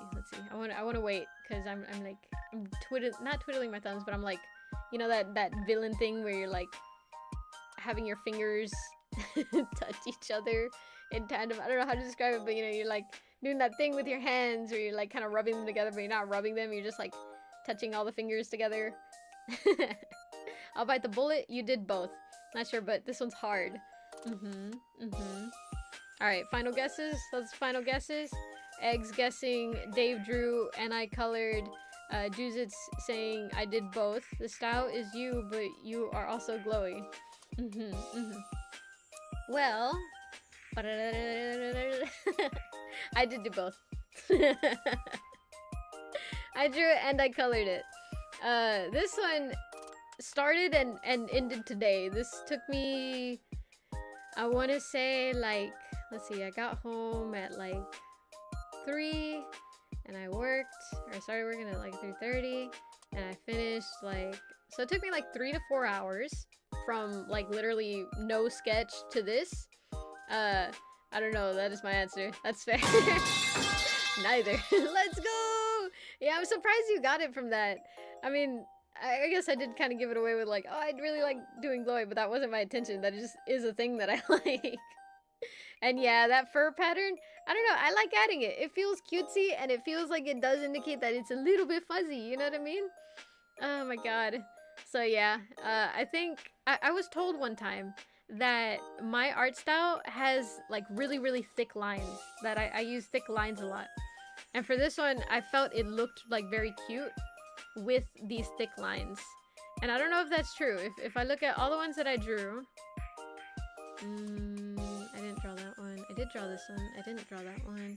I did draw this one. I did draw this one. I didn't draw that one. Didn't draw that one. I did draw this one. If I look at all the ones that I did, oh, this one isn't it. I feel like they do have a point with that. I do use thick lines in my pieces. And I can't really tell you why. Because I don't know why. It's just what I do. And not to say that I use primarily, like this one was specifically, I was going for like a very cute chibi-esque style. So I felt like thicker lines made it feel a lot more simpler. So that made sense to me. But stuff like this, I do use line variation, but even then I still go on the thick line for the outside. That's like, I think, a common thing with all of them. I use thicker lines on the outside. Especially here, it's very apparent. Here too. I use a bit of line variation, but honestly, it's just pretty thick lines, especially when compared to Dave's. Let me pull up some of Dave's. This one's good. And this one's good. Like a good example. So you can see Dave uses a lot of thin lines, especially compared to mine. His are definitely on the thinner side. And so yeah, so it's really funny that, like, at least for me, you can really tell the difference between like who drew which based on how they look, especially the faces. I feel like mine look a lot more cutesy than Dave's. Dave's always looks so cool and serious, and I cannot for the life of me. Are all of them smiling? Well, no, this one isn't, but it's cute. This is cute. It's smiling, smiling and cute, cute and smiling, smiling and cute, smiling, and serious, methodical, and this one's smiling, but it's still cool. So I don't know. You do not have pin pressure. We did talk about this once. Well, okay, no. Actually, I have pin pressure on my iPad. I don't have pin pressure on my computer. So that's the thing. All of these I did on my iPad. So I did have pin pressure for all of them. Let's see. I go smaller. Let's see. You do thick ass lines. Yeah. Like the furry patterns. I just think it's a very you. What does that mean? Oh my god. Also, you wanting us to guess made me think you wanted us to be proud because you're proud, as you should be. Well, I mean, it was a little like that. It was more so, what I felt is that this was a little more different than like all the other styles. Like when you look at this, integrate them. You know, you look at all these styles and then you go to something like this. I feel like it's so cartoony that it feels almost out of place. So yeah. So that's why I was like, I wonder if they'll be able to guess it.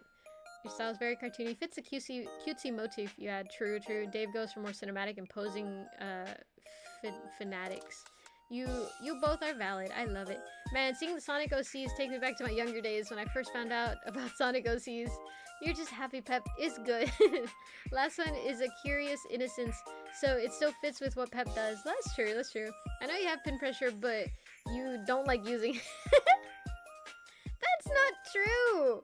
I do like using it. You can see in all the other ones I do. Well, okay. Okay. There is this one pin that I have, right, that makes my life easy. Because it doesn't technically really have, like, it doesn't have line variation. It just has, like, how, like, the harder you press, the less opaque it is. So I like using that one for lining a lot. And I think that's why a lot of my lines tend to be thicker. But I also use, what's the pen that I use? It's not G-Pen, because that's Clip Studio. Unless it is G-Pen. I don't know. I don't really pay attention to the pens that I use, to be honest. Sometimes I just sketch something, and I clean up the sketch. So sometimes I just use, what is that called? Chisel? I think it's a chisel brush. But for a lot of these, I guess I was using that other brush, it's literally called, like, a pen that I use for everything. So yeah, and then I just, like, erase to make certain lines sharp, and that's about it. Deep, thick cuts. Have zooms in a ton. See? Pep takes a stone to a chisel with how thick her lines are. Not really! I try and just, like, make the size smaller whenever I really want small lines. Like right here, they're small. And right here, they're kind of thin. And right here, they're thin. So I changed the size to fit what I'm trying to do. So no. Oh. Literally said chisel after I said it. It's a different brush though. I don't really use that. I use that for sketches. Because I like the way it looks. I really don't know how to describe it, but it's just, chisel draw sketching with the chisel brush is so nice, and I gave it to Dave, and he was like, I get it. I know exactly what you mean. It's such a nice brush to sketch with. So yeah, 3 microscopic examples. See? Well, I mean, this one has more, like, little thing. Oh my god, I guess y'all are right. I do tend to stick around with a little more thicker lines. I don't know. Oh my god. But, oh well, I think if it looks good, it's fine. So it's fine. I know I mostly just lurked today, but it do be old man hours. No worries. Oh shit, it's actually the end of stream. We made it 3 hours of pure yap. Oh my god, we did it. Drink your vegetables, eat your strains, don't talk to milk. Your worst judgment, your gut can't be trusted. No! No! Drink your milk, eat your vegetables, don't talk to strangers, this transfers judgment, and I will see y'all next time I see y'all. Oh, hold on, I'm not ending yet, but it's just, I don't know, I was in autopilot kind of. You heard of Mary Coon? I think her name is who? It's all quiet on Twitch front. Completely silent, but it's okay. Oh yeah, but we only in the last part started making the silly ones, so this one we didn't have time to make. This one I drew, and this one I also drew, and I thought it was very cute, and I gave her a little kiss on the head. I like it because it subverts expectations. You know, they're like, oh, what the fuck? They drew Chikawa or something. It's like, oh my god. And, you know, oh, what the hell? I guess, you know, some kid made fan art. Thanks, I guess. Oh my god! And then, oh, what the hell? They just drew a little goober. Okay, I guess it's fine. Oh my god! You know, I want that reaction. Oh my god. I was happy I survived with MS Paint. Andrew Percy. I saw that. It was amazing. Oh yeah, I didn't even get into it. What was it? I think it was Defenses?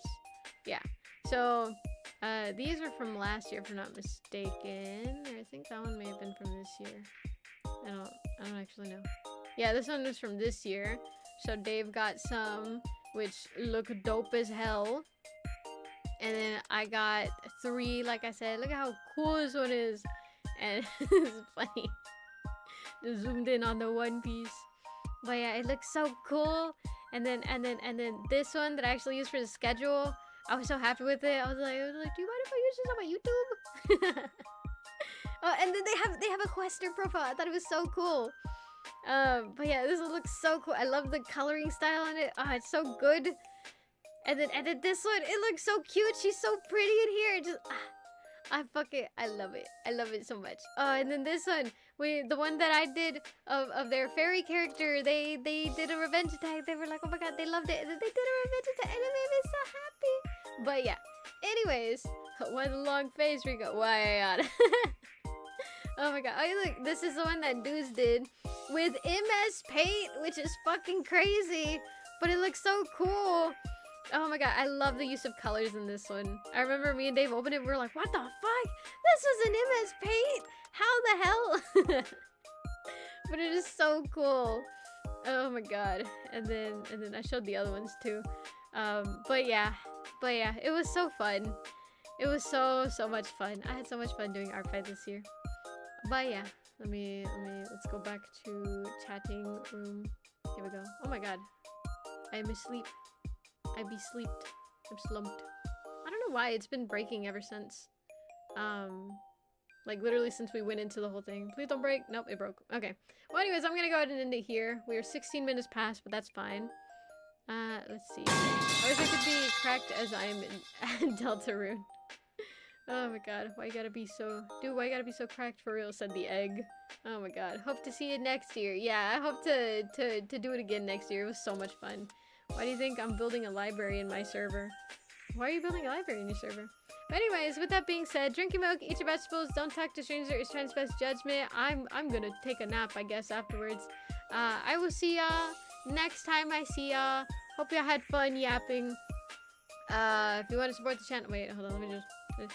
Bye-bye! Wait, look at it. There we go. There we go. If you want to support... Oh, no, wait. Thank you to the Certified Peppers for being cool. If you want to support the channel, consider becoming a Certified Pepper. That's the best way to support the channel. Exclamation mark code 5 for merch, or check my link tree. And if you had fun, leave a like, leave a comment, because that makes me happy. Don't you want to make me just a tad tad bit happy. Oh god, well, my membership over now. Sag. See ya. Bye bye. Bye bye. Bye bye. Bye bye. Fucking Markiplier. Bye bye. Alright, I'm going. I know when I'm not wanted.